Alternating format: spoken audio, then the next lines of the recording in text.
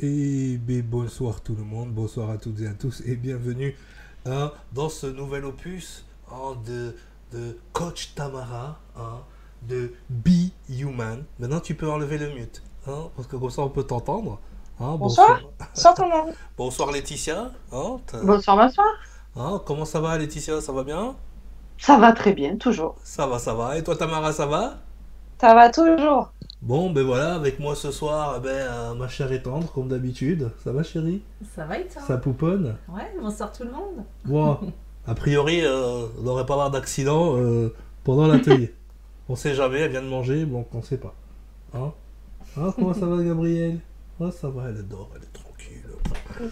Ça va. Elle est au top. Bon alors? Bah alors, on Com- a eu une semaine pour travailler sur le petit juge. On a enchaîné là cette fois-ci Ouais. avec le cours 3 là dès ce mardi. Et Ouais, il y a eu beaucoup de gens qui ont... Enfin, beaucoup de gens. Ça commence bien à bosser, quoi. Tu vois, on est en cours Ça 2, mais travaille. on sent qu'en Euh, arrière-boutique, ça commence à bosser. Il y a des mails qui arrivent, il y a des classeurs qui commencent à se remplir. On commence à s'habituer un petit peu avec ces outils-là. On n'est plus sur de la découverte, là, ça commence à rouler un petit peu. Voilà, il y a eu des questions, peut-être. Euh, Si vous êtes d'accord, on peut se faire un petit débrief sur la partie 2 avant d'attaquer la 3. On va juste se le remettre pardon, un peu. remémorer, ouais, le Ouais, recommémorer, ouais, ouais, bien le sûr. commémorer, même faisons ça. Ouais. Alors, je sais pas si vous m'avez entendu ou pas, mais parce que ça a coupé moi de mon côté. Mais moi, j'avais justement une petite question par rapport au quiz des talents. Moi, ça m'a posé quelques petits soucis, ce petit quiz-là.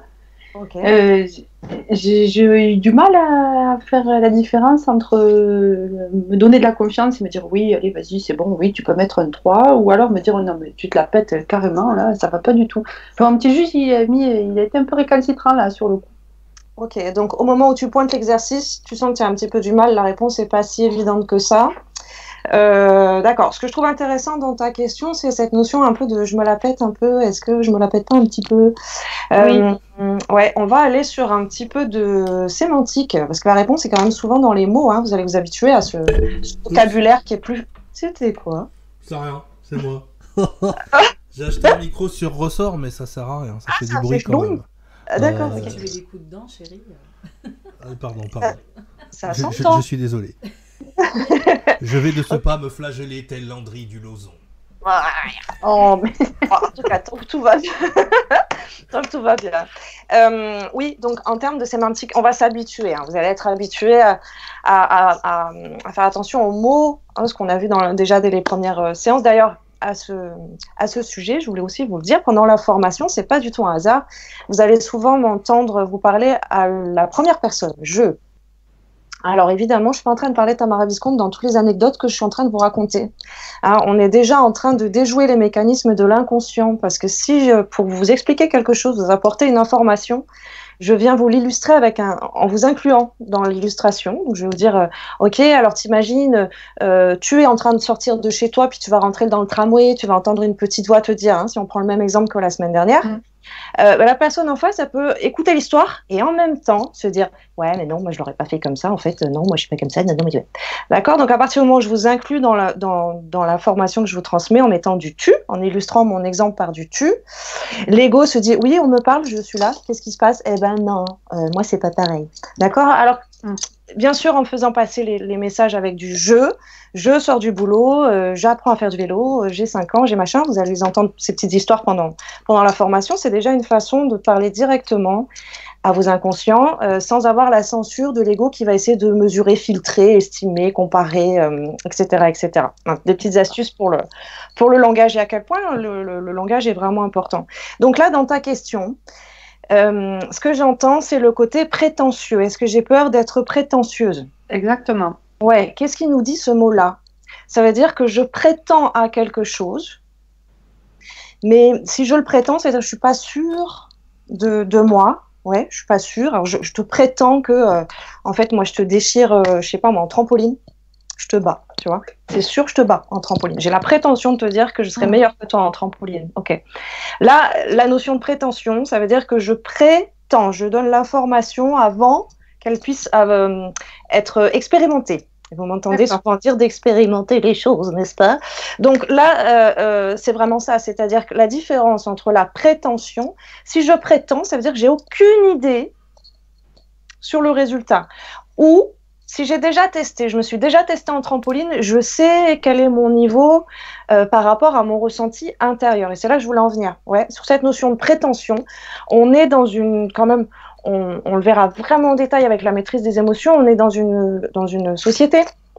Ouais, où on est quand même plus encouragé à être plus petit que plus grand que ce que l'on est. Sinon, il y a beaucoup de qualificatifs. Ouais, il se la pète, il est prétentieux, il est imbu de sa personne, et puis ça déroule derrière énormément.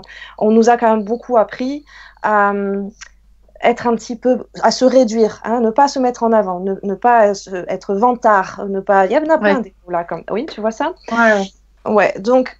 Forcément, quand je vais expérimenter, je vais avoir quand même une dose, une base, d'accord, par rapport à mon ressenti réel. Si je sens que je peux faire mieux que le résultat que je suis en train d'obtenir, je ne vais pas, comment dire, me priver de connecter avec cette conscience. J'ai conscience que j'ai compétence, que j'ai les capacités. C'est pas forcément ce que je vois là, dans la matière, mais j'ai conscience que j'en ai les capacités. Peut-être il faut juste que je pratique un peu plus. Tu l'as vu ta choré? Ouais, merci. Je l'ai placé en début de vidéo comme ça. Je vois, il n'y a même pas besoin. Je l'ai passé toute seule.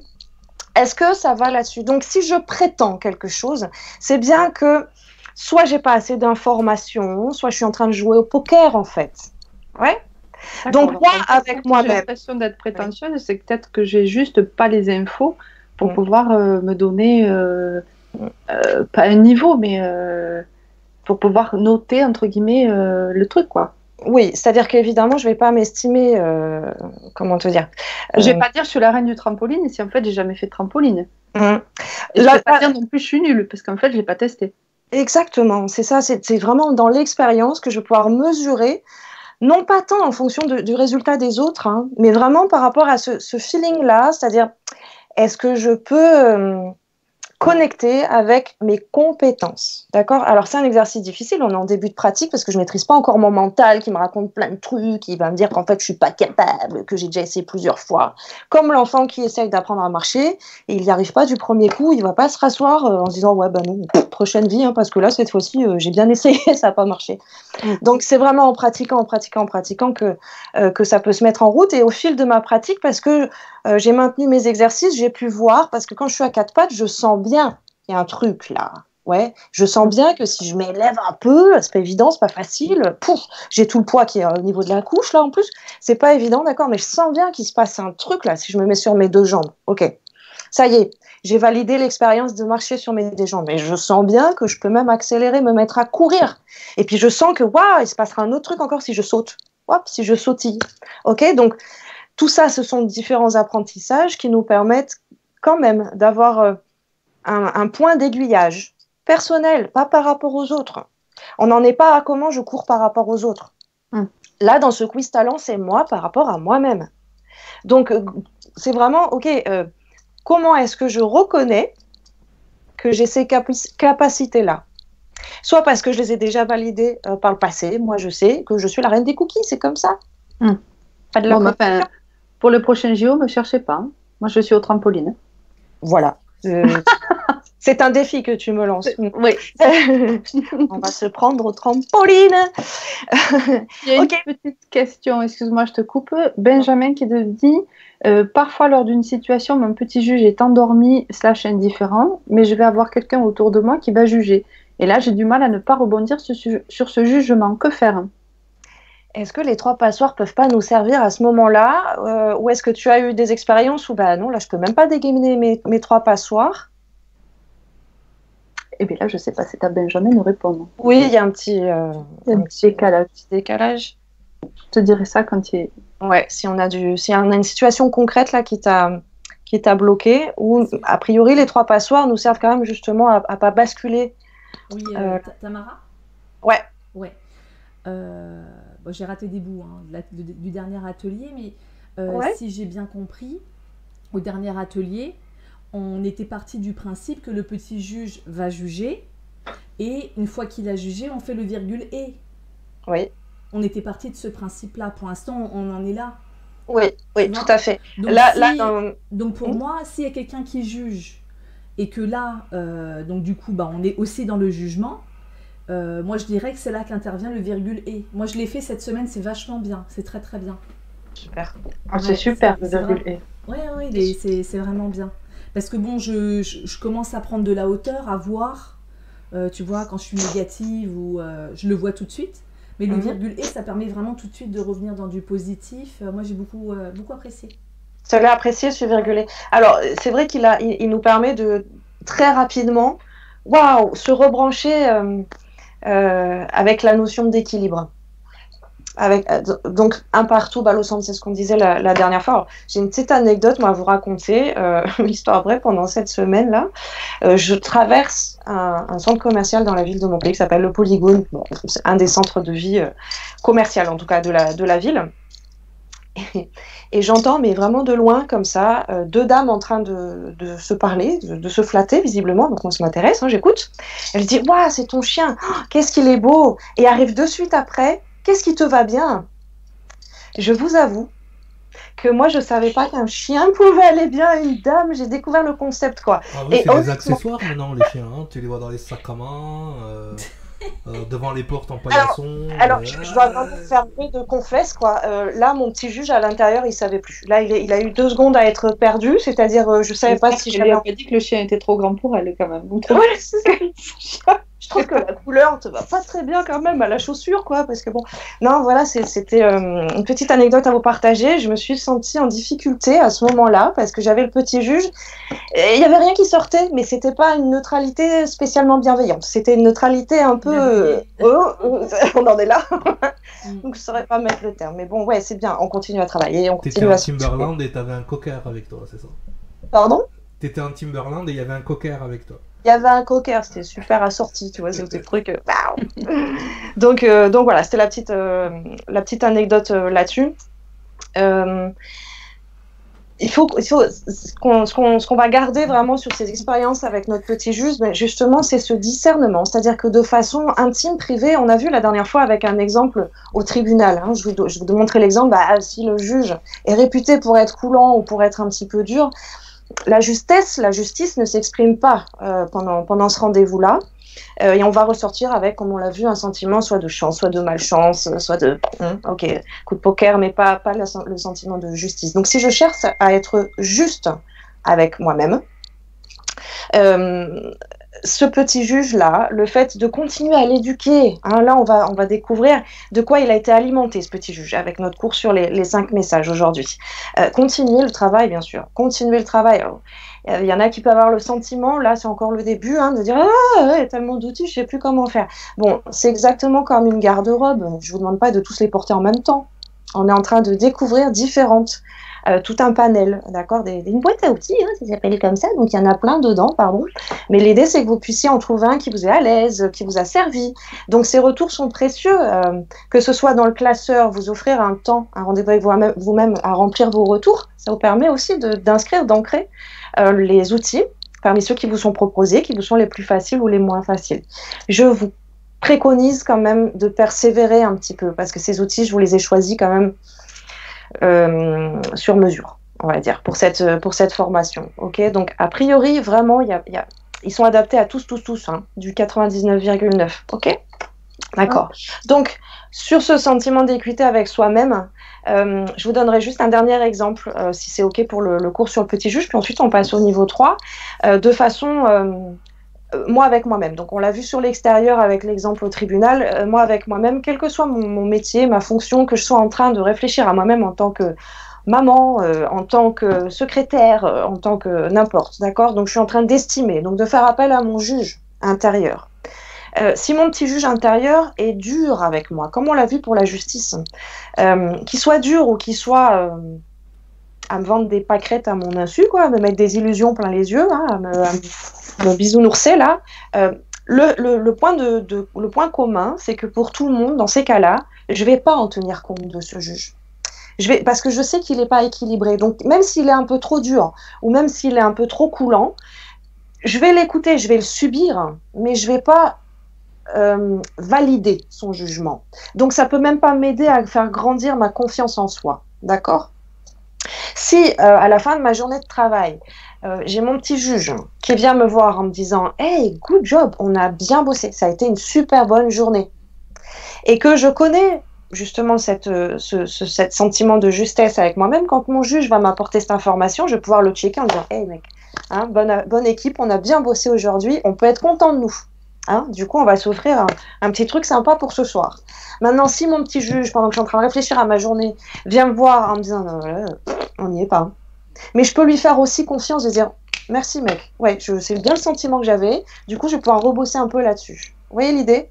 Alors que si mon petit juge est tout le temps en train de me malmener, le jour où il va me dire non, là c'était trop nul, ben oui, mais si tous les jours il me dit c'est trop nul, à quoi ça me sert ? Est-ce que vraiment tous les jours je vais rebosser sur mon truc ? Non, je suis habituée à ce qu'ils me disent que je fais que du caca. D'accord ? Et ça, on le voit bien sur l'éducation des enfants ou dans les interactions entre les couples qui sont un petit peu en train de se faire du mal, là. D'accord ? Donc, insulter quelqu'un ou le rabaisser, ou à un moment donné, on peut pas dire qu'on s'y habitue parce que s'y habituer, ça me ferait plus rien du tout. Non, c'est pas vrai. Ça nous impacte sur l'estime de soi, sur l'amour de soi. Ok ?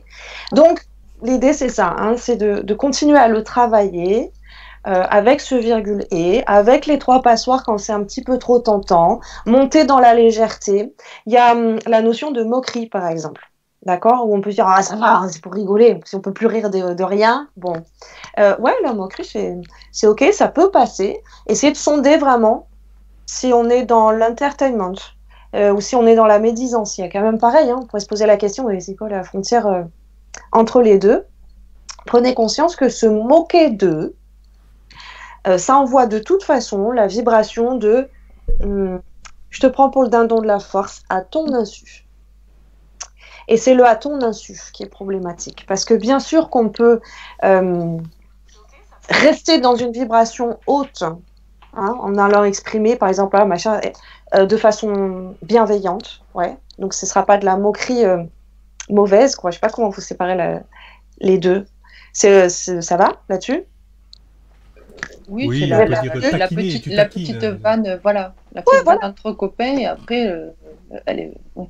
On a des exemples comme ça de petites vannes entre copains pour les uns qui, de l'autre côté, putain, la petite vanne, elle commence à être lourde et en fait, elle me met pas bien. Ouais. Donc, que vous soyez du côté de celui qui s'est fait un petit peu vanner des fois au boulot, je sais pas moi, parce qu'il a un nez trop grand, parce qu'il a des chaussures trop vieilles, ou parce que, on s'en fout. La toute petite moquerie de rien du tout. Que vous ayez été du côté de celui qui s'est fait charrier ou de celui qui charrie un petit peu, moi je vous encourage toujours à les questionner, du coup, ok, là on est comment dans cette interaction, puisqu'il faut une autre personne pour se manquer. Je suis pas tout seul avec moi-même. Donc moi je sens que dans mon cœur c'est ok, je cherche absolument pas à réduire ou à blesser, on en rit ensemble, c'est ok, mais en face, comment c'est ? Ok ?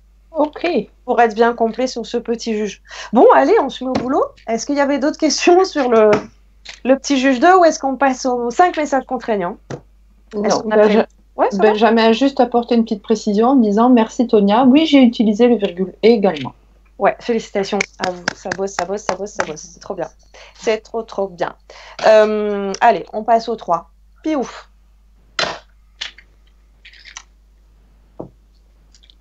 Donc aujourd'hui, on va travailler sur nos 5 messages contraignants.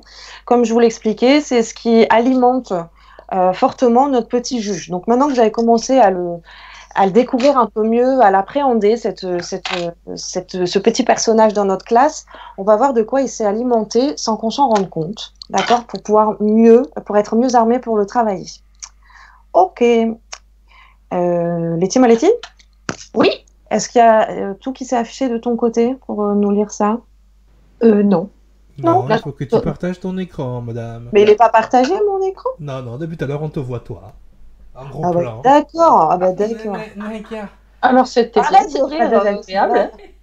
Arrête de rigoler de moi, je vais y arriver un jour facile. Pam. Voilà. Yeeha. On est parti. Alors, les 5 messages contraignants font partie des programmations et conditionnements issus de notre éducation. Alors, attends 2 secondes. Bouton pause. Bouton pause, pardon, je vais te couper peut-être comme ça dans la lecture. Quand je précise que c'est issu de notre éducation, programmation, conditionnement issu de notre éducation, entendez bien que ça ne veut pas que dire papa-maman. Un message contraignant, il peut avoir été transmis par une maîtresse que j'appréciais bien, par un coach sportif, ouais, par le grand frère de mon meilleur pote. D'accord ? Donc, pensez pas uniquement papa-maman, ok ? D'accord. Merci.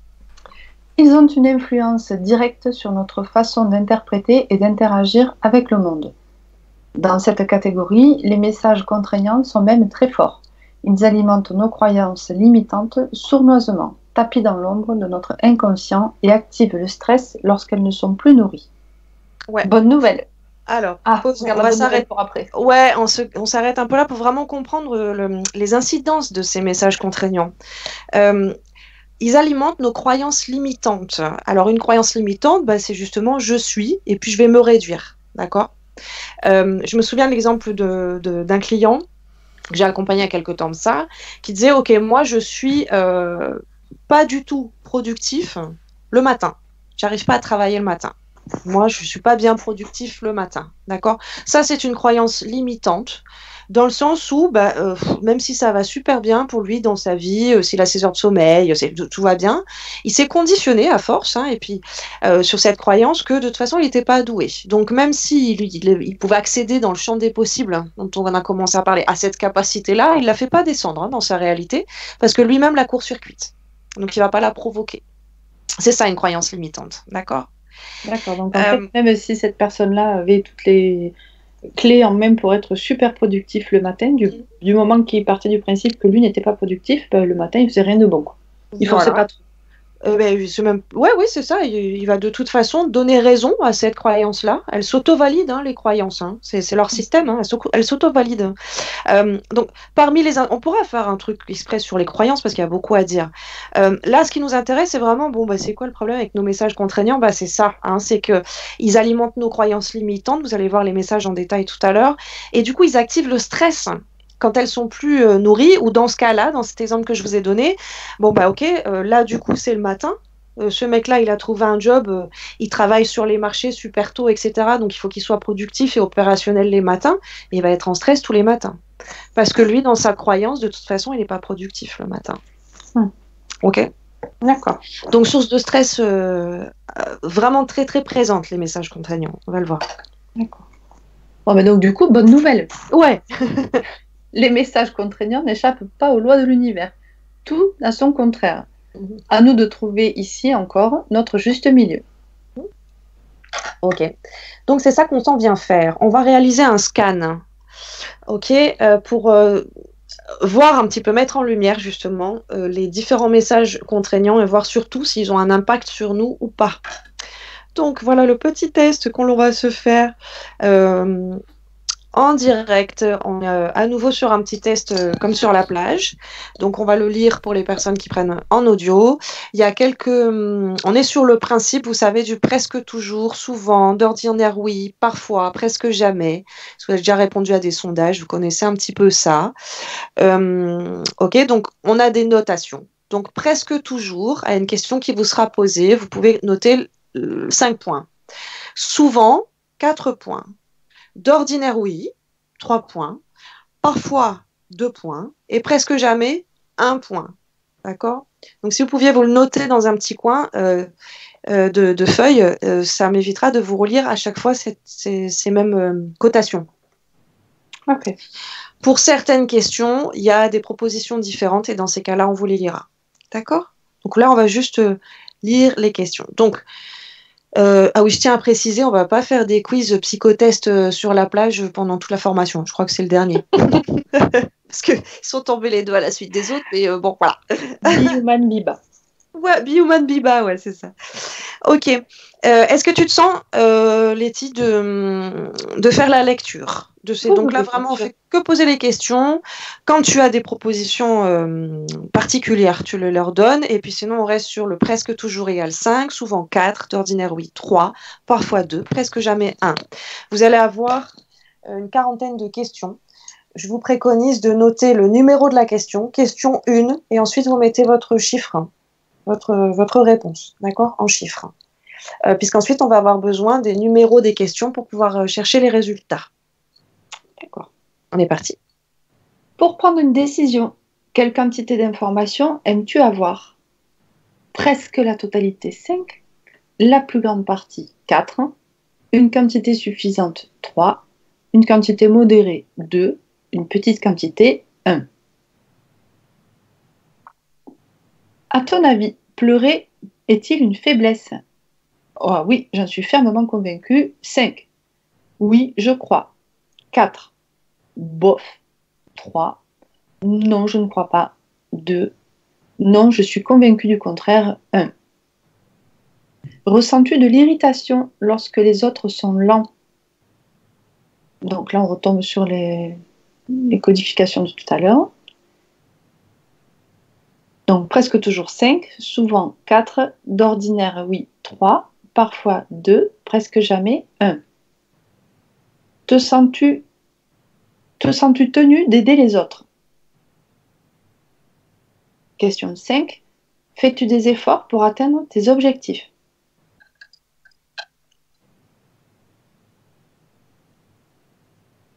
Question 6. Te reproches-tu tes erreurs? Question 7. Es-tu exigeant envers les autres comme envers toi-même? Question 8. Arrives-tu en retard même si tu t'es arrangé pour arriver à temps? Question 9. Offres-tu ton aide même si on ne te la demande pas? Question 10. Prends-tu du plaisir à réussir sans lutte et ou sans difficulté?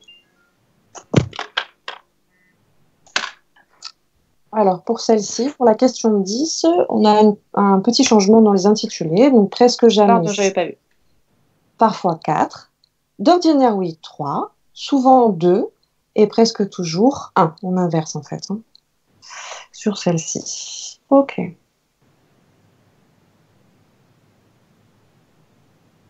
Question 11. Estimes-tu que ce que tu as accompli est parfait? Presque jamais 5. Parfois 4, d'ordinaire oui 3, souvent 2, presque toujours 1. Question 12. Dis-tu aux autres, il n'y a pas de quoi se lamenter dans cette situation? Question 13. Prends-tu un rythme lent en te disant qu'il faut te dépêcher? Question 14. Utilises-tu des expressions comme sais-tu? Pourrais-tu? Question 15. Es-tu adepte du essaye, essaye encore jusqu'à ce que tu réussisses?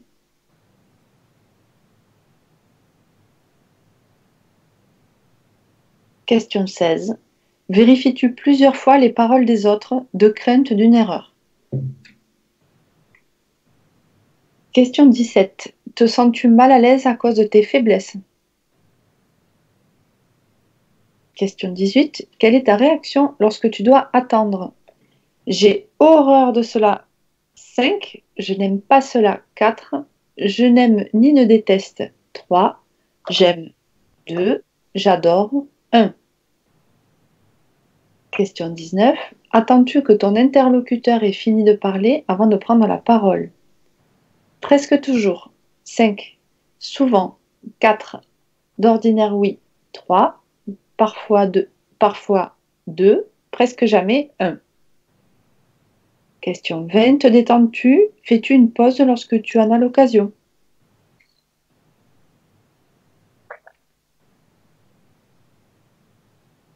Question 21. Tends-tu à la perfection? Question 22. Maîtrises-tu tes émotions? Question 23. Le silence te met-il mal à l'aise? 24. Vérifies-tu si les autres sont satisfaits de toi et de tes actes? Question 25. Utilises-tu des tournures style j'essaierai, je n'y arrive pas, c'est difficile?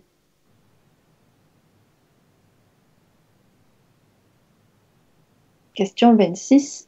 Te sens-tu tenu à la précision dans tes communications? Question 27. Et réagis-tu à des problèmes en disant par exemple pas de commentaire, je ne sais qu'en penser, cela n'a pas d'importance? Question 28. Pianotes-tu ou tapes-tu des pieds en signe d'impatience? 29. Penses-tu que tu dois rendre les autres heureux? 30. Dis-tu au moins j'ai essayé ou des phrases similaires?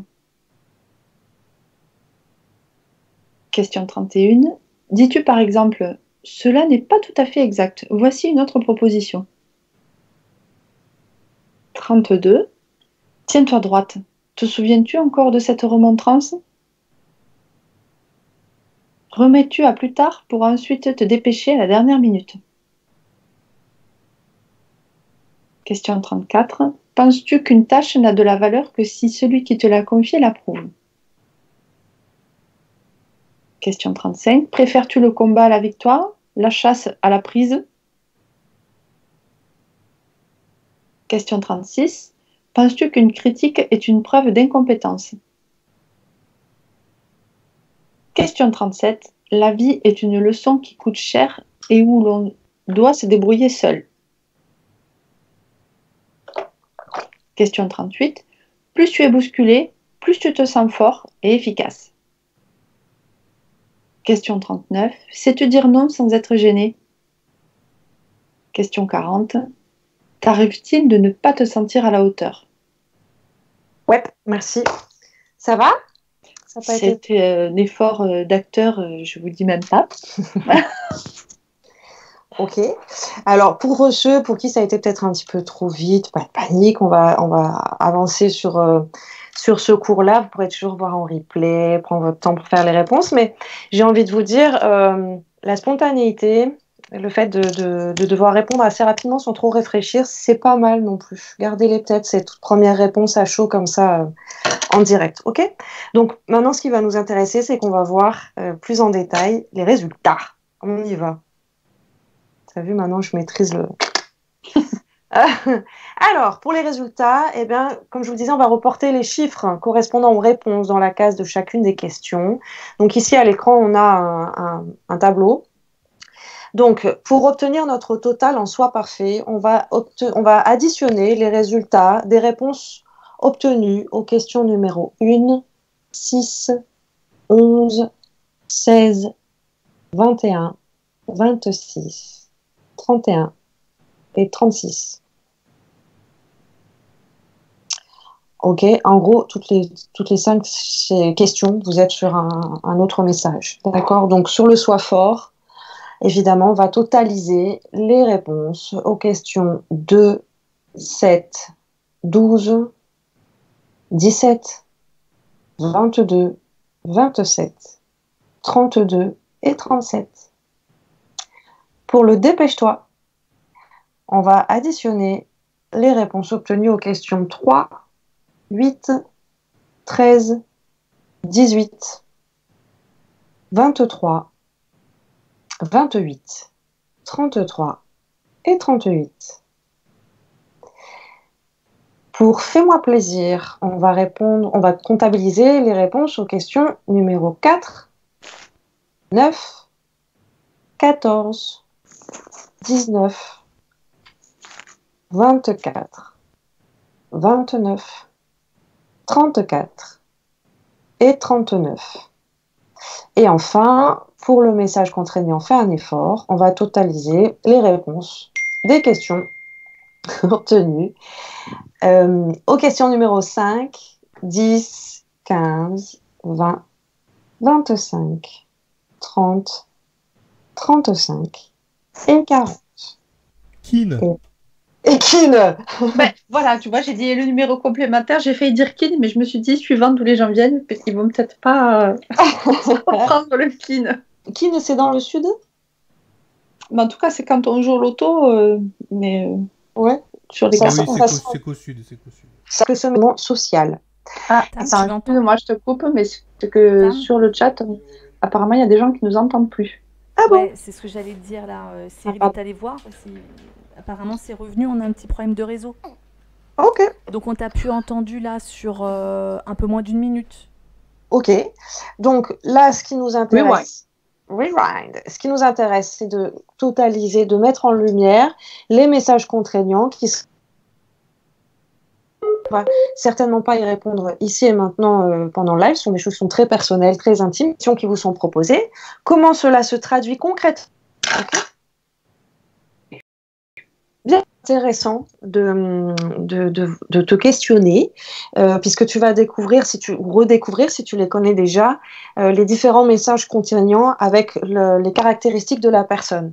Évidemment, je me demandais si on pouvait déjà, ou si c'était risqué ou quoi, de faire un petit parallèle avec ce que tu nous as expliqué dans l'énagramme. Moi, je connais tellement pas ce truc-là. Mais tu sais, à partir du moment où on commence à mettre un peu des étiquettes sur des comportements, on arrive parfois à faire des chassés-croisés comme ça. Donc, surtout si tu as des informations à rapporter sur chaque type, n'hésite pas à intervenir. Ok?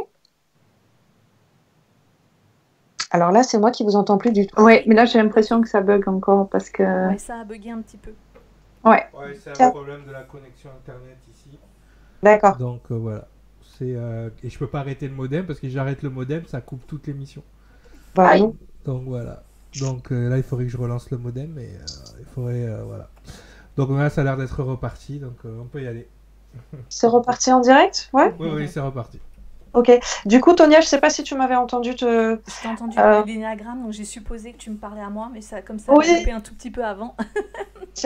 Ok, bah en fait, je te disais, bah, si tu vois des chassés-croisés possibles, tu sais, à partir du moment où on s'amuse un peu à mettre des étiquettes sur des caractéristiques pour mieux les travailler, il peut y avoir des chassés-croisés. Là, on va découvrir les différents types et comment ça s'exprime justement. Les messages contraignants, comment ça peut nous marquer comme avec un fer rouge, ça se passe vraiment quand on est tout petit. Donc, si tu vois des redondances ou des chassés-croisés avec l'énéagramme, surtout n'hésite pas, ce sera toujours intéressant de le rajouter si tu veux bien. D'accord, pas de problème. Si tu voilà, si c'est possible. Et hériter du discours type, tu peux mieux faire, c'est pas mal, mais j'attends mieux de toi. D'accord? Donc ça, c'est quelque chose qu'il a pu recevoir dans son éducation. Comme on disait tout à l'heure, c'est pas obligé que papa ou maman. Hein. Ce qui est bien, mais pas top. Ce qui est bien, mais pas top, c'est ça. On a du mal quand on est élevé comme ça dans ce message contraignant, on a du mal à recevoir la reconnaissance ou la valorisation de la part de nos éducateurs. Encore une fois, je disais, ne pensez pas que à papa, maman. Si j'ai décidé d'en mettre plein la vue à ma maîtresse quand j'ai 5 ans ou 6 ans, là, ok, parce que j'aime trop ma maîtresse, bon, et puis qu'elle est tout le temps en train de me dire, oui, mais tu peux faire mieux, hein, c'est bien, mais tu peux faire mieux. Bon, bah, j'ai grandi avec cette notion que plus, c'est jamais assez, quoi, en fait, hein, il faut toujours monter, d'accord? Donc, ce soit ce que tu nous disais, c'est bien mais pas top, hein, pour ceux qui ont la référence. Ok, en termes de distorsion, du coup, on va avoir des profils, bah, évidemment, soit parfait, c'est écrit dedans, des gens qui vont avoir une tendance ou qui sont carrément installés dedans, le perfectionnisme.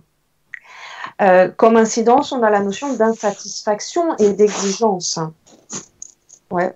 Puisque insidieusement, même si je crois envoyer quelque chose de positif à l'autre ou à mon enfant, hein, parce que là on est sur des messages contraignants à l'enfant, en lui donnant le pulse de toujours se dépasser, hein, ça pourrait venir, on va dire, d'une belle intention à la base, mais ça nous montre surtout qu'on n'est jamais satisfait. Donc l'enfant ne va pas valider ses propres compétences, ses performances, parce que en face il n'y a pas la notion de satisfaction, donc il n'y a jamais rien qui est abouti, qui est achevé. Célébrer, vous voyez, par exemple des grands compétiteurs, ouais, ils s'entraînent longtemps, poum poum, puis ça y est, il y a le super match, on a gagné, on va festoyer derrière, faire la troisième mi-temps comme ils disent. Ok, là, ce sont des profils de personnes qui n'en festoient pas parce qu'en fait, quand même, tu as 19,5, tu pouvais avoir 20, je suis désolée. Hein, oui, Voilà. Pour un demi-point, quand même. Pour un demi-point, c'est ridicule, quoi. Donc, soit tu fais les choses bien, soit tu les fais pas du tout. Ok? On est d'accord avec ça? Bon. Donc, on est dans ces discours-là, ouais. Évidemment, ça va être un profil qui va craindre le jugement et le manque de contrôle. Craindre le jugement, surtout de l'extérieur, pour le coup. Hein, on va le voir sur ces 5 messages contraignants. On en a 3 qui sont tournés vers l'extérieur et 2 qui sont tournés vers l'intérieur. Ouais. Il y a Benjamin qui demande si c'est le Enéatype 1. Et bien justement, je ne sais pas du tout moi dire ça. Oui. Le perfectionniste en énéagramme, donc c'est l'énéatype 1, c'est bien ça. Ouais. Et comme tu disais, il préfère ne pas faire plutôt que de ne pas faire parfaitement. Tu vois. Donc ça peut être compliqué au travail, c'est des gens, quand ils font un dossier, ils le travaillent, le retravaillent, le re-retravaillent, le dossier, il décolle jamais, parce qu'il faut que ce soit absolument parfait. Et ils craignent le jugement parce qu'ils sont déjà très très durs avec eux-mêmes. Du coup, quand il y a une critique qui vient de l'extérieur, pour eux c'est très très compliqué parce qu'ils s'autocritiquent. Il y a une autocritique qui est très très forte chez les perfectionnistes. Super, ça colle parfaitement avec ce profil-là en tout cas. Ouais, c'est vraiment ça. Colle très très bien, ouais. Les valeurs, du coup, de ces personnages-là, de cette personnalité type. Alors, je voudrais pas dire personnalité parce que c'est très enfermant. Et nous, quand même, le but, c'est d'aller les ramollir un peu, ces messages contraignants, et de les dépasser. D'accord? Donc, les valeurs de cette combinaison-là, on va dire, sont des personnes qui vont être travailleurs, évidemment, capables de nombreux accomplissements et de produire un boulot d'excellente qualité. Hein, ça coule un petit peu de source, là, en termes de valeurs. Ça va là-dessus? On est OK? Ouais, on continue. Le soi fort. Alors, le soi fort, il est hérité du discours type il faut, on l'entend déjà, là on l'a appris ce truc-là, il faut être courageux. Un garçon ne pleure pas, par exemple. Ce qui ne nous tue pas nous rend plus forts. Hein, le soi fort, il a été élevé dans un climat, alors encore une fois, pas que les parents, je peux avoir hérité de mon message à l'école, au sport, n'importe, d'accord? Là, on a la notion d'abnégation de soi. Donc, on n'est plus du tout comme tout à l'heure, tourné vers l'extérieur. Soit parfait. Le soi parfait, il va se l'exiger à lui-même de l'intérieur, mais d'abord parce qu'on lui a, infligé de l'extérieur. C'est le point commun de ces messages contraignants, c'est que naturellement, le petit enfant, il va pas s'astreindre ce genre de message-là. Il va pas se les astreindre naturellement. Donc c'est quelque chose c'est les virus qui nous attaquent là, qui viennent de l'extérieur et qui va conditionner mon regard sur moi. Donc je vais manquer de justesse, hein, et mes capacités, ma conscience sur mes capacités. Ouais. Donc les gens qui sont dans le discours soient forts. Ce qui peut en découler, ça va être l'abnégation du corps physique, par exemple. Ce sont des personnes qui peuvent avoir très peu de considération pour leur corps physique. Ok, parce que la douleur, c'est pas normal. Si j'ai mal, il y a un problème. C'est que je suis pas assez fort ou assez forte pour dépasser ce truc-là. Ça va jusque-là.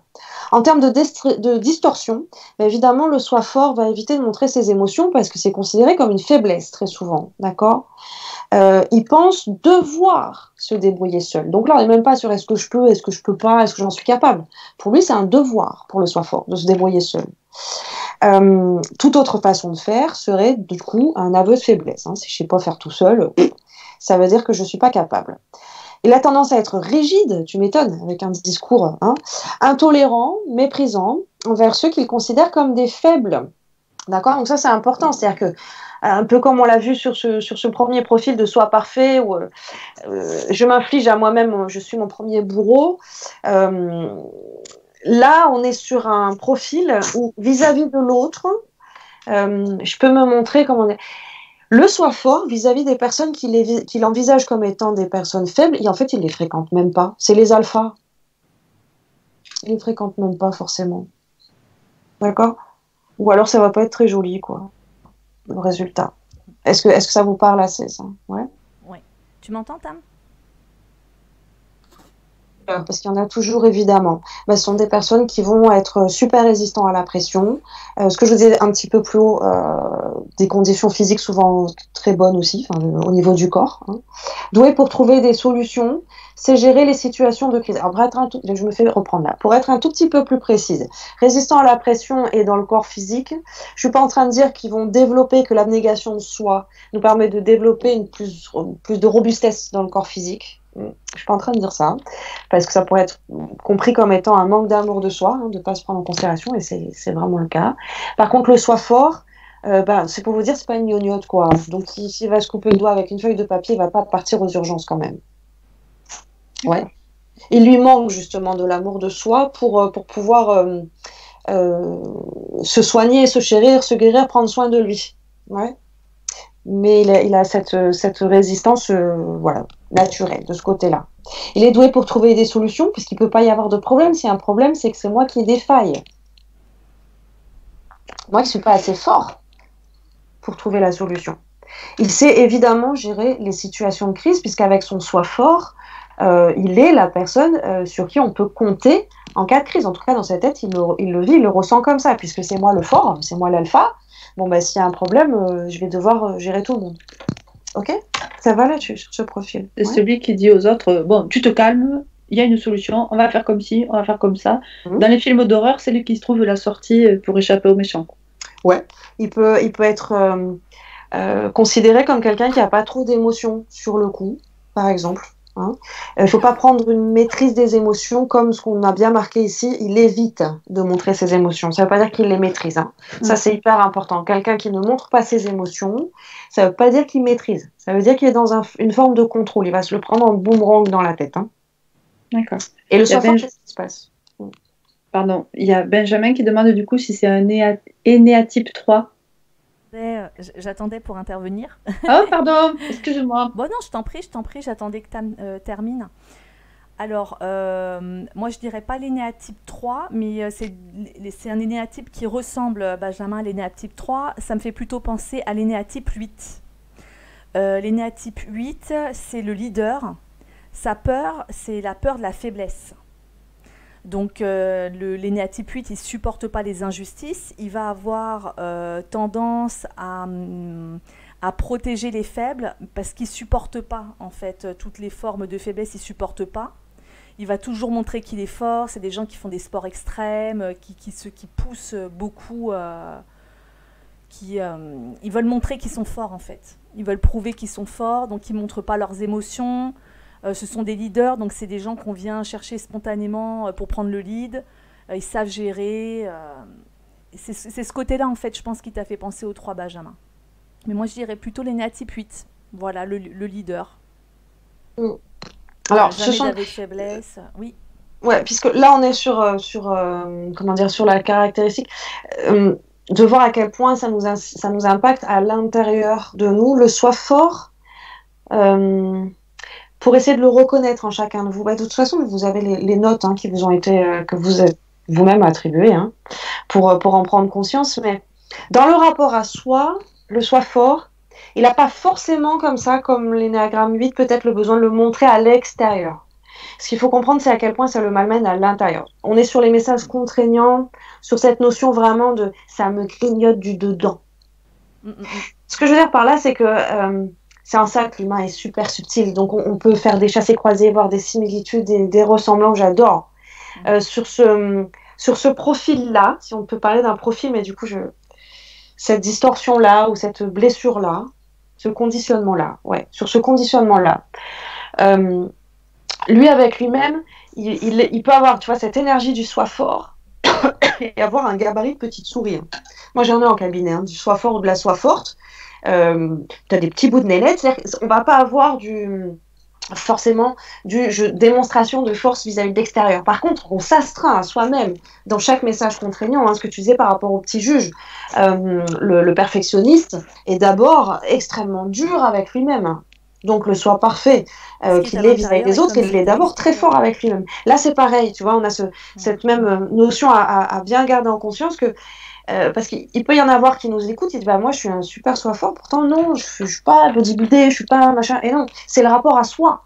Tu es ton propre bourreau, alors ton bourreau à toi en tant que soi fort, il est bodybuildé, voilà. Même si toi tu l'es pas, même si toi tu ressembles à une petite souris. Ouais. Oui, complètement. Moi j'ai connu un 8 aussi, il était tout petit. Ouais, tu vois. C'était un homme, il faisait 1m60, mais tu le vois dans la posture. Il se tenait droit, il était, tu vois, sa blessure, c'était la blessure du 8. Donc, quand il était petit, il a vécu une injustice, et paf, ça a réveillé sa blessure originelle. L'énéagramme, c'est un comportement de l'ego sous stress, mais on a tous un peu tous les énéatypes, tu vois. Ouais. Mais tu as quand même ta maison. Donc, tu as ta blessure originelle avec un comportement sous stress qui ressort beaucoup plus que les autres, à 90%. Tu vois, mais on a tous les énéatypes.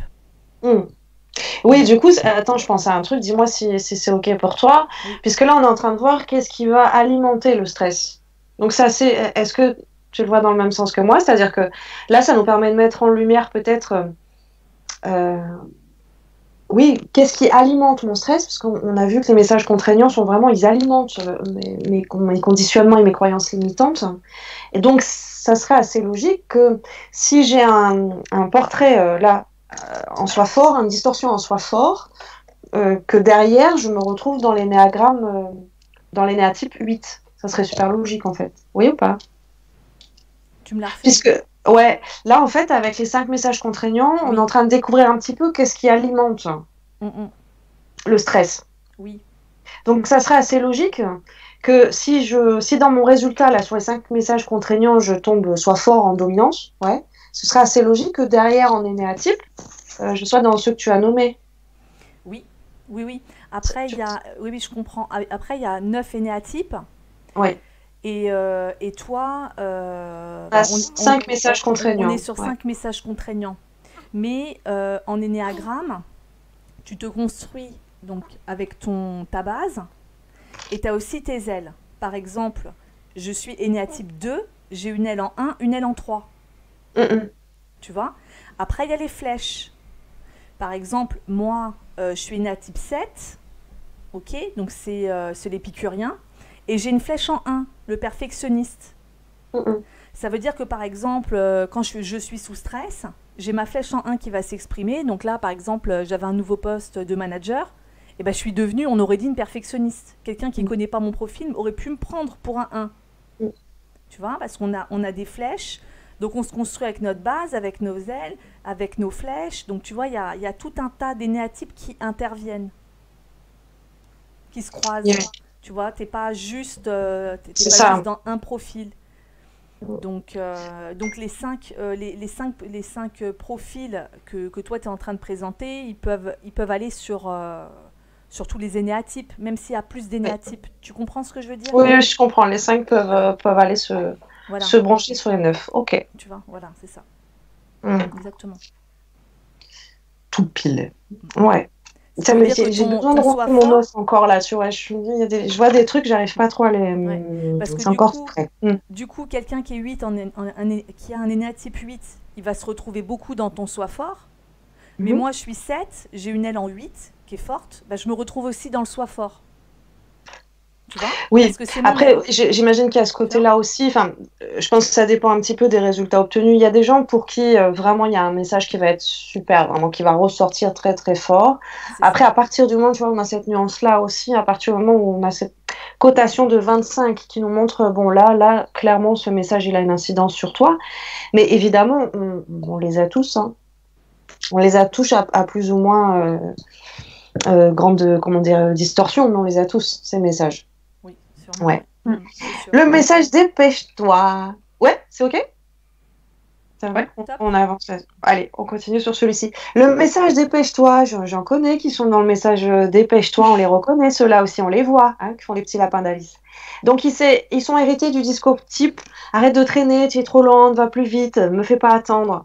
Ok, donc toute cette notion vraiment où ok, je reçois des tout petits que en fait moi ça va pas assez vite par rapport au reste du monde. Par rapport à l'extérieur, apparemment ça va pas. Ok, donc c'est cet enfant qui a été un petit peu bousculé par rapport à son rythme naturel et par rapport au rythme imposé par l'extérieur. Encore une fois, que ce soit à l'école, le sport, à la maison, etc., etc.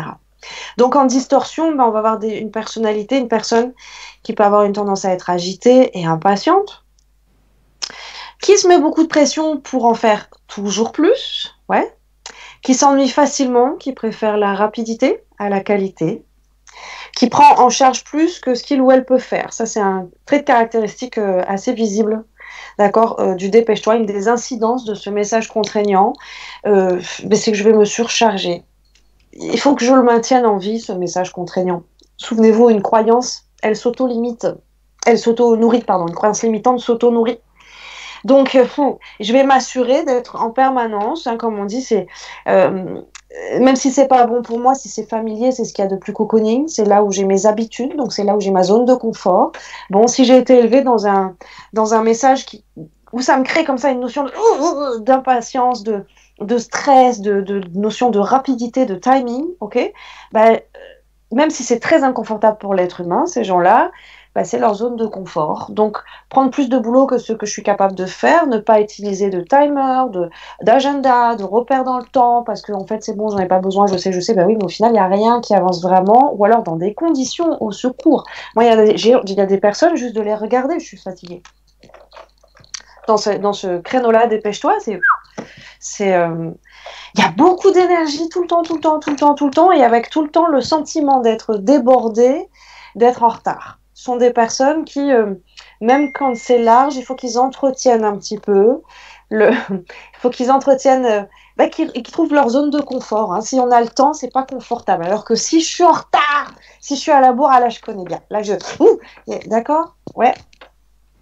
Est-ce que, ça m'arrive moi par exemple de dire quand je suis pas un peu sous pression, j'ai l'impression que je suis moins efficace. Et j'en connais plein dans mon boulot qui disent un peu aussi ce genre de phrases-là. Quand il n'y a pas beaucoup de boulot, on n'avance pas, c'est horrible. Et puis quand on est au taquet, sous pression, quand on est débordé, c'est là que ça punch, que ça donne aussi la patate. Ça, c'est l'effet cortisol, j'allais dire. Ça, c'est la drogue, ça, qui fait ça. C'est la drogue. C'est le stress va créer comme ça cette espèce de d'effervescence, là. Que tu peux ressentir dans le corps quand tu es stressé. Tu vois, il y a certaines personnes, ça passe dans le corps physique, je sais pas, ça peut être, je vais me mettre un petit peu à transpirer, je vais avoir des bouffées de chaleur, ou il y en a qui ont mal au ventre, c'est tout c'est tout renoué là à l'intérieur, dans les tripes qui vont sortir. Il y a cet inconfort-là, mais qui m'envoie quand même cette information d'effervescence. Il faut que ça bouge, quoi. Il y a quelque chose qui fait que, ça me met en mouvement. Ouais, ça me met en mouvement. Donc là où c'est contre-productif, c'est que non mais enfin, est-ce qu'on a vraiment besoin comme un âne de se donner un coup de bâton pour avancer? Est-ce qu'il n'y a pas une autre façon d'être productif, d'arriver à faire les choses avec plus d'amour de soi, parce qu'on est en train d'apprendre quand même un petit peu, qu'en se donnant des coups de bâton? Ne serait-ce que pour mon corps physique, pour ma cellule. Est-ce que pour être efficace, il faut vraiment que je me mette dans cet état-là de maltraitance interne? Il faut vraiment que je fasse ce coup-là à chaque fois à mes cellules pour réussir à fournir un bon travail. C'est peut-être que je ne suis pas si douée que ça, alors. C'est de la provocation de ma part, ce que je suis en train de faire. Je suis en train de vous provoquer, les dépêche-toi. C'est pas gentil de ma part. Mais blague à part, derrière ce pic un petit peu cynique, réfléchissez vraiment. Vraiment, on mâchouille ce truc-là. Et on est là vraiment pour se regarder les facettes de nous qu'on aimerait plutôt cacher. Hein. Donc... et d'ailleurs, je tenais justement à vous remercier pour ça, parce que dans les retours que j'ai sur la promo Aldébaran, où ça commence à bosser, où je commence à avoir du retour qui arrive dans les mails ou des petites questions sur Facebook, etc., sur le groupe Facebook, je voulais vous remercier de votre transparence, de votre authenticité. Vous avez tout compris. C'est comme ça qu'on pourra avancer dans cette formation. Donc, c'est certainement pas en faisant les bons élèves ou en ayant les réponses soi-disant attendues, pas de réponses attendues dans vos retours, puisque vous êtes en train de vous parler à vous-même. Donc, mais en tout cas, vraiment félicitations, parce que je reçois des échanges qui sont d'une authenticité, d'une transparence merveilleuse. Voilà, donc je voulais vous dire merci pour ça, parce que je vois que les gens qui sont investis dans cette formation, ils vont à fond, quoi. Ils ont relevé les manches, ils mettent les mains dans le cambouis et ils font ressortir ces parties d'eux qu'ils n'ont pas trop envie bien de voir ou de regarder, ou que ça nous embête un peu. Là, on les regarde et puis on se dit quoi? C'est pas grave, je suis un humain en fait. Hein. Ça fait partie du lot d'humains. Ce qui est grave, c'est de ne pas en prendre conscience. C'est que ça qui est grave. Il n'y a que ça qui est grave. Ok. Donc, sur le dépêche-toi, les valeurs. Mais oui, ce sont des personnes qui peuvent honorer des délais très courts. Hey, tu m'étonnes. Ouais, ils font partie de ces gens qui, le stress, le speed, il n'y a pas de souci pour eux. Moi, une personne comme moi qui suis un petit peu plus dans la rapidité d'une tortue, Quand il faut faire quelque chose de vite, oui, je peux y arriver, mais ça va me demander encore plus d'énergie quelque part, et je vais consommer encore plus d'énergie que quelqu'un qui a l'habitude d'être stressé. Ouais. Donc il peut honorer des délais très courts. Il se met en mouvement rapidement. Ouais. Donc il fait preuve de réactivité. Ok. C'est bien parce qu'il n'y a que des côtés quand même. Il y a du positif de partout. On va pouvoir s'appuyer là-dessus. Oui. Je me permets, Tam? Ah bah ouais. Benjamin me demande si on est sur l'énéatype 7. Et bah tu peux remettre ou pas? Excuse-moi. Bien sûr. Ouais, merci. Dépêche-toi. Dépêche-toi. Pour le dépêche-toi, il n'y a aucun profil en fait qui ressorte vraiment clairement. Benjamin, il a pensé à l'énéatype 7. L'énéatype 7, c'est l'épicurien. Donc, il y a une auto-excitation chez le 7 sous stress qui pourrait laisser penser à ça. Quand on voit agité, impatient, ils se dispersent beaucoup, donc ils peuvent passer d'une activité à l'autre. Donc, oui, pourquoi pas. Mais franchement, c'est pas flagrant. Là, on est vraiment sur un stress sur le temps qu'on pourrait retrouver sur à peu près tous les énéatypes, peut-être excepté le 9, qui lui est lent.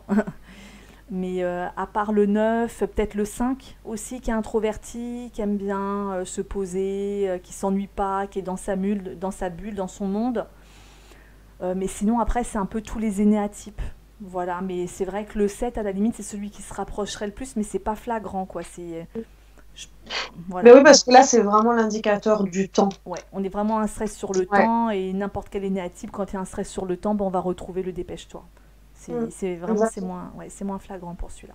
Voilà. C'est très marqué sur le temps. Ouais, sur cette notion-là, c'est très inscrit. Ouais. Et on est encore une fois sur ce mouvement-là, sur le dépêche-toi. C'est quand même en fonction des autres. Oui, bien sûr, donc vers l'extérieur. Mais c'est un sentiment intérieur, vous l'avez compris. Hein, sur chaque message contraignant, oui, il y a cette notion peut-être de comparaison aux autres. Je vais pas assez vite par rapport aux autres. Mais on est sur un sentiment intérieur vers le message contraignant. Donc, on peut avoir une personne qui est tout à fait dans les temps. Mais à l'intérieur, elle le vit comme si elle avait 20 minutes de retard. Ouais. Donc c'est vraiment ce rapport à soi. Oui. Ok. Allez, le fait plaisir. Donc le fait plaisir est hérité du discours type. Fait plaisir à... Alors j'ai maman, ta maman, ton papa, parce que c'est les premiers personnages en général, mais ça peut être fait plaisir à la dame, la voisine, au voisin, à ton grand-père, à ton machin. Fait plaisir. On est sur cette notion de fait plaisir. Donc quelle que soit ton envie, ton opinion, ton machin, non, tu fais plaisir d'abord. Ne sois pas égoïste, sois gentil, rends-toi utile. Le sois gentil est important là-dedans, dans le fait plaisir. L'enfant qui a grandi dans sous ce message contraignant-là, il associe, et c'est bien le problème pour un faire plaisir, il faut y travailler de l'intérieur, c'est qu'il associe le fait de ne plus faire plaisir pour les autres, ça veut dire que je deviens pas gentil, moins gentil, je perds en gentillesse. C'est un levier qui est difficile à faire bouger chez les faits plaisir, cette notion-là. Ça demande il faut beaucoup ramollir l'idée pour que la personne s'ouvre là-dessus. Rends-toi utile. On a toujours peut-être celui-ci un petit peu plus dur, là, le rends-toi utile. Ok. Ça va sur ce profil ou est-ce que je vous en parle un petit peu plus longtemps aussi de celui-ci? Ça va? On a qui se dessine un petit peu. Là, je vous ai mis des petites photos. Pour ceux qui connaissent les Simpsons, puisque ces personnages-là les illustrent quand même très très bien. Dakodak, Homer. Dakodak, et donc là on a Ned Flanders. Ned Flanders qui est le parfait petit personnage pour illustrer la notion de fait plaisir, d'accord? Donc il essaye dans sa dimension à lui d'être d'être. Et Flanders. Dakodak, Homer, ta gueule.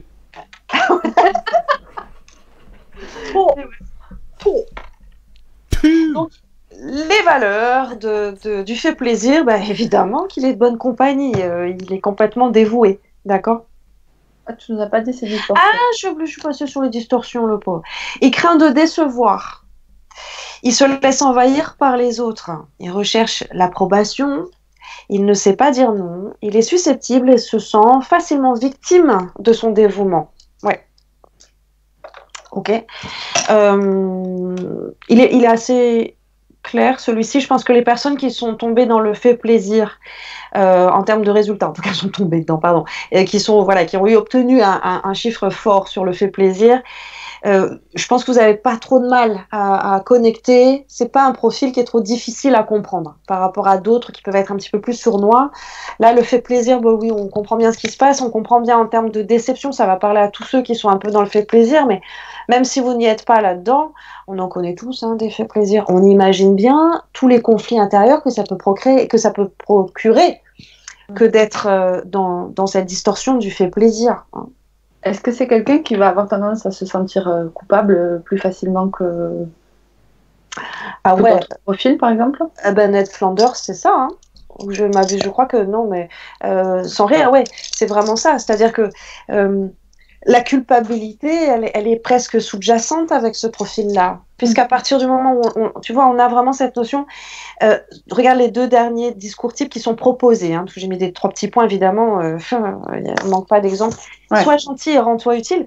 On comprend que là, c'est déjà... Il y a un petit bonbon culpabilité juste derrière. C'est-à-dire que si je ne vais pas poser l'action ou sourire... repense à ces enfants, on a tous fait ces erreurs, soit on les a subies, soit on les a commis en tant que parents, hein.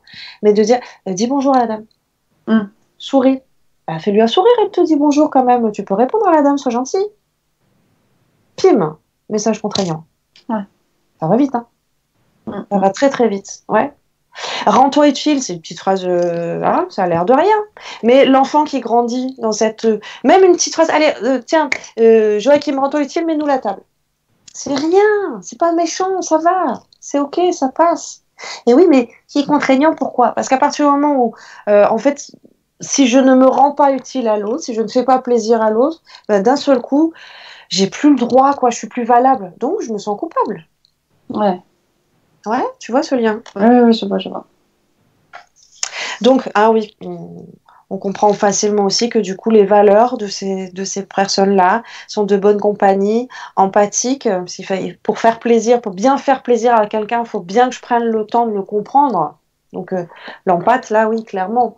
Le fait plaisir est quelqu'un qui va avoir une tendance à être très empathique, puisque pour faire plaisir, il faut bien que je comprenne l'autre en face, parce que sinon il va pas m'approuver. Je vais pas recevoir l'approbation si c'est pas bien pour l'autre. Hein, comme ça compte, ça. C'est même presque la carotte qui les fait avancer, les fait plaisir, l'approbation. Miam, miam, miam. Miaou. Ce sera pour plus tard. Oui, ce sera pour plus tard, le miaou. Ok, ça va sur celui-ci, il n'est pas si dur. Des donuts au chocolat. Miam, miam, punaise. On a la chance d'avoir Homer. Et lui, alors, ouais, fais des efforts. Fais des efforts. Oui. Ah, si, ça va.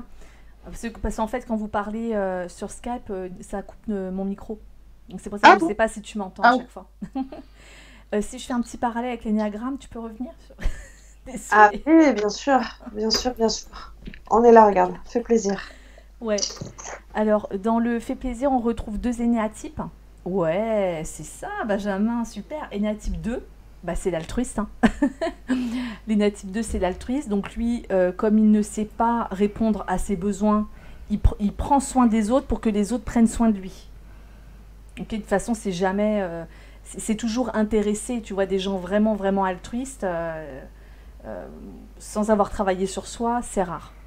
Donc le 2, c'est ça. Il prend soin de l'autre pour que l'autre prenne soin de lui. Il a besoin de l'autre pour exister. Donc il est toujours très empathique. Il anticipe. Il va jusqu'à anticiper le besoin de l'autre et y répondre, sans que l'autre n'ait rien demandé. Et après, on retrouve aussi un petit peu le 9, Benjamin. C'est le médiateur. Donc lui, sa peur, c'est la peur du conflit. Donc il ne dit jamais non. Jamais. Il répond aux besoins des autres. Donc là, ne sait pas dire non, se laisse envahir par les autres. Voilà. Lui, il veut pas d'histoire. Voilà, il a peur du conflit, donc il fait toujours en sorte que tout se passe bien. Voilà, faut que tout le monde soit content, c'est important. Hein, ma chérie? Voilà. C'est ça. Alors, on arrive sur le fait des efforts. Donc, le fait des efforts, son discours type « Donne-toi un peu de mal, à vaincre sans effort, on triomphe sans gloire. Tu n'as pas assez essayé, tu ne finis jamais ce que tu commences. » Alors celui-ci peut être un petit peu plus flou par rapport au « Sois fort » qu'on a déjà vu. On peut trouver qu'il y a des petites similitudes. Là, vraiment, c'est cette notion de persévérance. Le sois fort, c'est de toute façon, ça va être dur. Donc c'est un Rambo, quoi. D'accord? Là, le fait des efforts, on n'a pas cette notion d'abnégation de soi, on a la notion de dépassement de soi, ce qui n'est pas tout à fait pareil. On va se dépasser, là, on va dépasser nos limites. D'accord? Tu n'as pas assez essayé, tu ne finis jamais ce que tu commences. Enfin, il en faut un petit peu plus encore, là. En distorsion, pense que toute réussite valable passe par des tâches pénibles. Donc, si ça n'a pas été fait, si ça n'a pas été... Ouais, c'est vraiment ça, à vaincre sans effort, on triomphe sans gloire. Donc, des personnes qui ont été élevées dans ce message-là, bah, c'est pareil, hein, en termes d'amour de soi, de reconnaissance, de valorisation de soi. Encore une fois, un ressenti personnel, moi, à moi-même. Entre guillemets, si c'est facile pour moi, si c'est fluide, si c'est agréable, si c'est plaisant, si c'est... Il y a quelque chose qui tourne pas rond. Il y a quelque chose qui ne va pas. Est-ce qu'il y aurait du coup une histoire de mérite là-dedans? Oui, bien sûr qu'il y a du mérite. Bien sûr qu'il y a du mérite. Il y a la notion de médaille. Il y a même presque l'incapacité à apprécier ce qui est, tu vois, sur cette notion d'instant présent, là. C'est écrit un petit peu plus tard, tu vois, il est insatisfait. Celui qui est dans cette description de faire des efforts, tout peut se dérouler trop bien comme prévu, ouais, mais justement, quoi. C'est bien ça qui lui va pas au fait des efforts. Souvenez-vous que ça se passe vraiment en relation, moi, avec moi-même. Si tout se passe super bien, je vais être un peu vulgaire, mais ça cache quelque chose. Ça veut dire que c'est médiocre, du coup.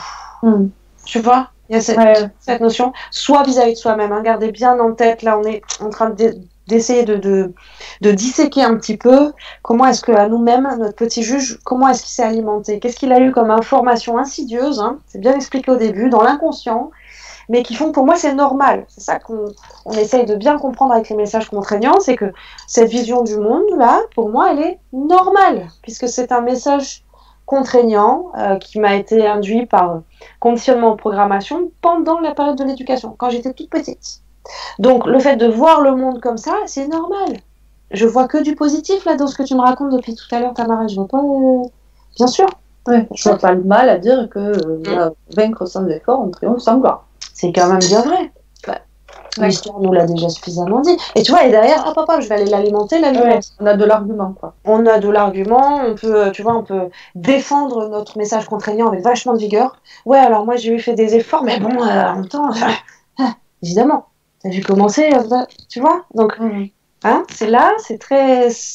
C'est pour ça, sur le petit texte que je vous marquais au début, là, c'est très sournois, message contraignant. Il est caché, tapis dans l'ombre, là. Il attend qu'une occasion, c'est d'alimenter une croyance et de nous créer un petit peu du stress pour nous maintenir dans ce cocon familier. Pas familier parce qu'il vient de la famille, mais familier parce qu'il est habituel. C'est comme un peu, dans le fond. Ouais. Je regarde le film de la vie à travers ces lunettes-là. Ouais. Donc, en termes de valeur, ça va? On n'a pas été trop vite sur lui?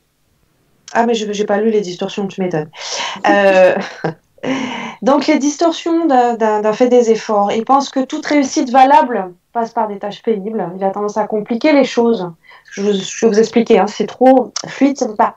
Il a tendance à compliquer les choses et à penser que les autres sont paresseux, du coup, parce que lui, pour faire une action, il va préférer faire 3 fois le tour du machin, faire des nœuds, des bidules, machin, comme ça, là, il a le sentiment vraiment d'eux. Alors que les autres, ils brassent de l'air, pour lui, ils servent à rien.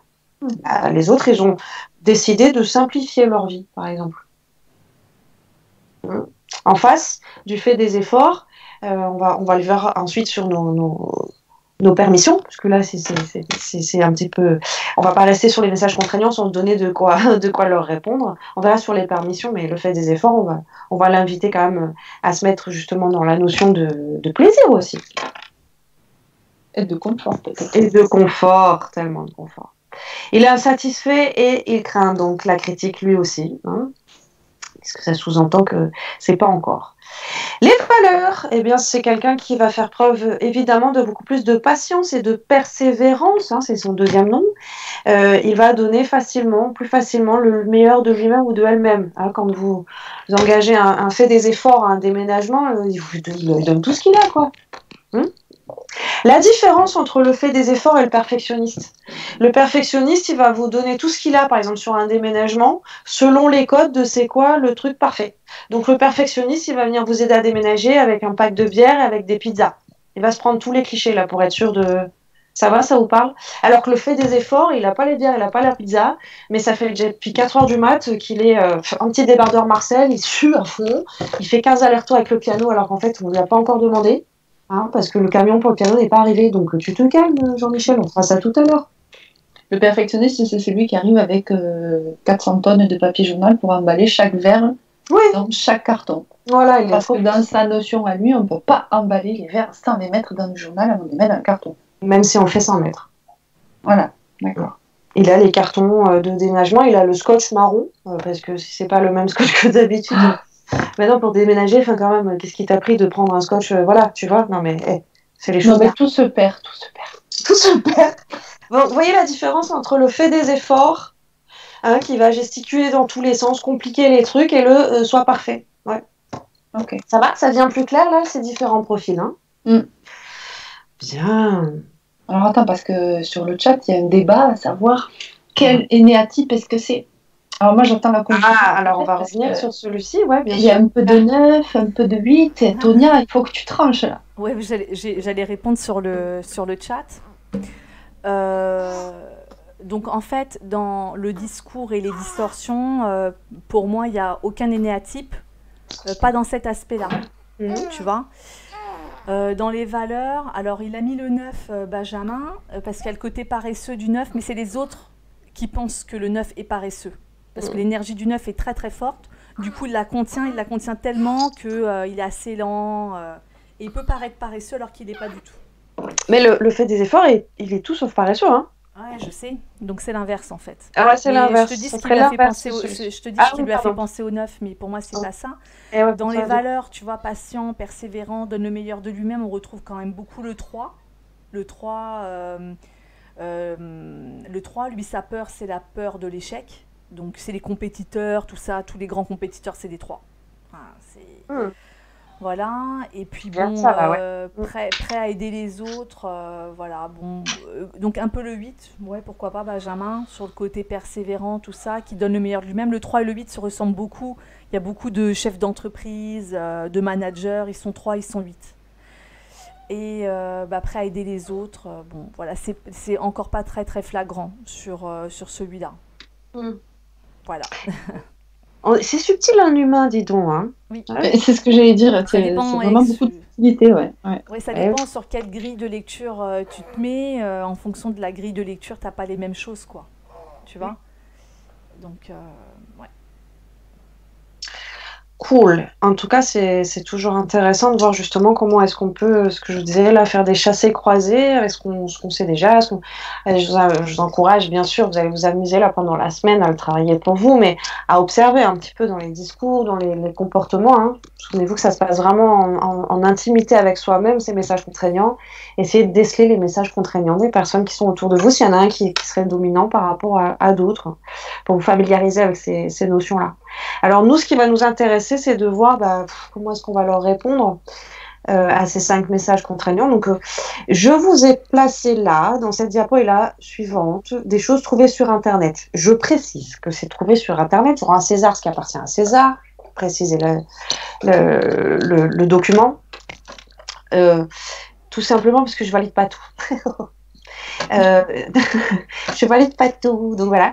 Mais je suis aussi, comment dire, quand la roue a déjà été faite, je vais pas dépenser plein d'énergie. Je dis, je suis plutôt en mode tortue. Donc je travaille beaucoup, mais je vais pas refaire la roue quand elle est déjà faite. Ok, c'est un petit peu le rire diabolique, tout à fait. En tant que coach, on cherche l'efficience. Donc, dépenser le moins d'efforts possible pour avoir le plus de résultats et de meilleure qualité possible. J'adore ce mot-là, l'efficience. Donc non, j'ai pas refait les permissions ou les 5 drivers que j'ai pu voir sur Internet circuler. Je m'en suis appuyée, mais si ça vous dit, on en reparlera ensemble pour voir à quel point il peut y avoir des subtilités là-dedans. Et ok, donc on va s'en appuyer quand même. Donc sur ces permissions. Pour le soi parfait, du coup, on va s'autoriser le droit à faire des erreurs. Tu peux être humain et te réjouir du travail accompli. Bon, alors, pour un soi parfait, je peux être humain et me réjouir du travail accompli, ça passe. Par contre, j'ai le droit de faire des erreurs. Précisément cette phrase, pour un soi parfait, mais il vous a déjà foutu de baffe, quoi. On peut pas se proposer, vous voyez ce qu'on a travaillé avec notre petit juge, là. Moi, ce qui m'embête avec ces documents-là, donc oui, on va s'appuyer dessus, mais je suis obligée de vous en parler, j'arrive pas à me taire.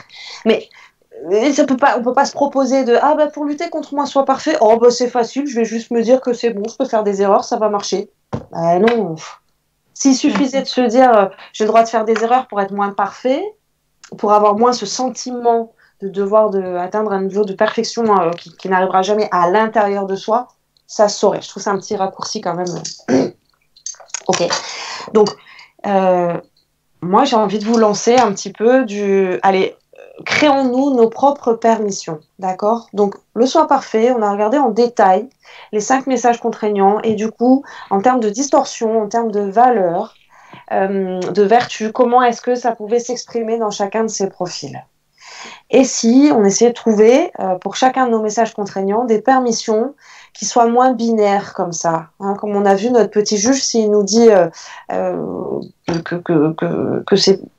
que c'est pas joli, on va pas lui dire bah si c'est beau en fait. D'accord? Là je vais rentrer en conflit à l'intérieur de moi là. Hein? Oui, puis c'est stérile du coup comme solution, ça propose rien quoi. Fout des pieds dans la semoule. Non seulement c'est stérile, mais en plus de ça, vous laissez partir sur de la pratique pendant une semaine. Avec ce genre de permission, pardon pour la première, hein, tu as le droit de faire des erreurs face à quelqu'un qui vit un message soit parfait, mais dans 2 semaines, quand on va se retrouver, la personne va se sentir en échec. Elle va me dire, j'arrive pas à travailler sur mes 5 messages contraignants. M'étonne. Ouais. Ok. Qu'est-ce qui vous viendrait comme ça? Soit dans le chat, soit vous, à la maison, tranquillement, commencez à y réfléchir un petit peu. Comment est-ce que je vais pouvoir autoriser? Sortez de vous-même. Arrêtez de penser en tu ou en je, justement. Imaginez, ok, je connais quelqu'un qui est dans le soi parfait, là. Comment est-ce que je pourrais le libérer? Comment est-ce que je pourrais lui offrir une permission pour que déjà, quand on est entre nous, ce soit reçu, ça? Comment est-ce que je peux apporter plus de confort à cet être-là? Ok? Puis on en reparlera la fois prochaine. Pour le soi fort, tu as le droit d'avoir des émotions, tu peux être toi-même, tu peux faire confiance aux autres. Du coup, je parle presque comme Siri, t'as vu? Tu as le droit d'avoir des émotions. Tu peux être toi-même, tu peux faire confiance aux autres. Ok, pareil, pour le soi fort, qu'est-ce qu'on peut lui dire par rapport à ce qu'on a vu? Moi, j'ai pas envie de tout vous mâcher comme ça. Alors, attends, il y a Benjamin, excuse-moi, je te coupe, mais Benjamin qui dit, donc par rapport au soi parfait, oui, c'est comme quand quelqu'un est énervé, qu'on lui dit calme-toi. Tout à fait. C'est exactement ça. Carpe Diem qui propose, fais de ton mieux. Ouais. J'aime beaucoup ça. Fais de ton mieux, magnifique. Bravo, bravo, bravo. Je ne sais pas c'est qui Carpe Diem. J'aime beaucoup ton pseudo en tout cas. Mais oui, la réponse c'est exactement ça, bien sûr. Bien sûr. Fais de ton mieux. Donc dans la meilleure version de toi, on le verra un petit peu plus loin cette notion de meilleure version de soi, hein, dans ce fait de ton mieux. Mais bien sûr, bravo. Bravo pour la bonne réponse trouvée, validée. Oui, une étoile en plus au tableau. Sois fort. Donc, pareil, Carpe Diem, c'est sur ta lancée.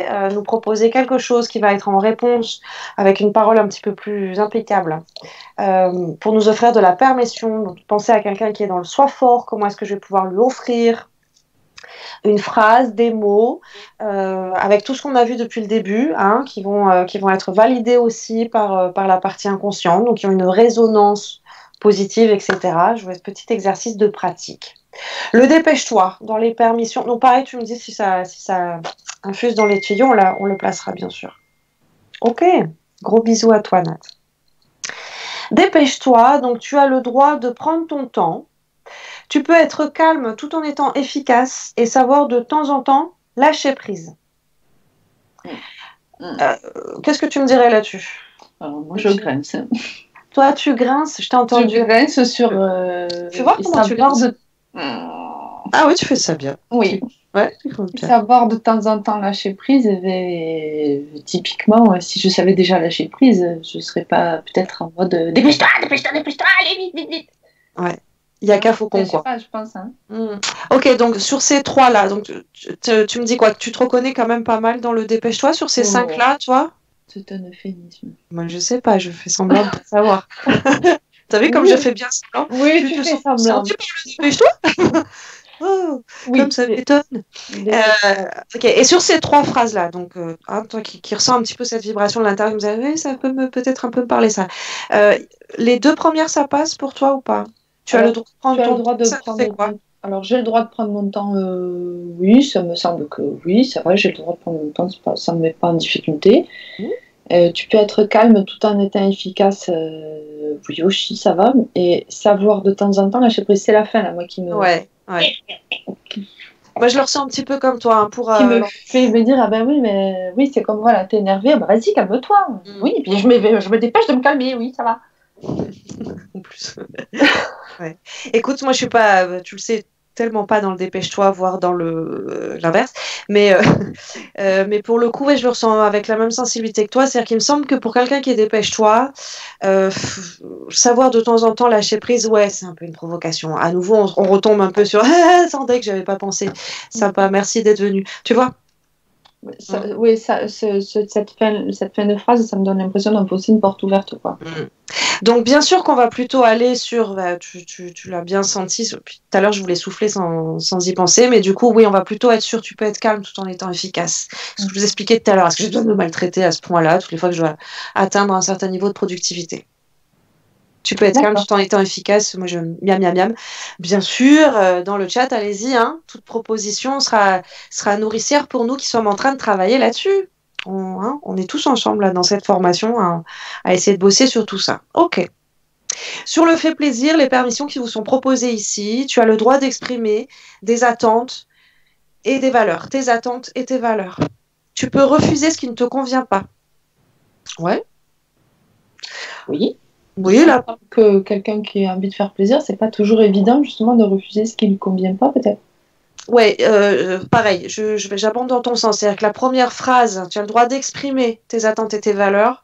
Déjà, pour avoir travaillé avec de nombreux faits plaisir, tu as le droit d'exprimer tes attentes et tes valeurs. Déjà, ils sont en sueur. Hein. Déjà, ça chamboule beaucoup la personne qui est dans ce message contraignant-là.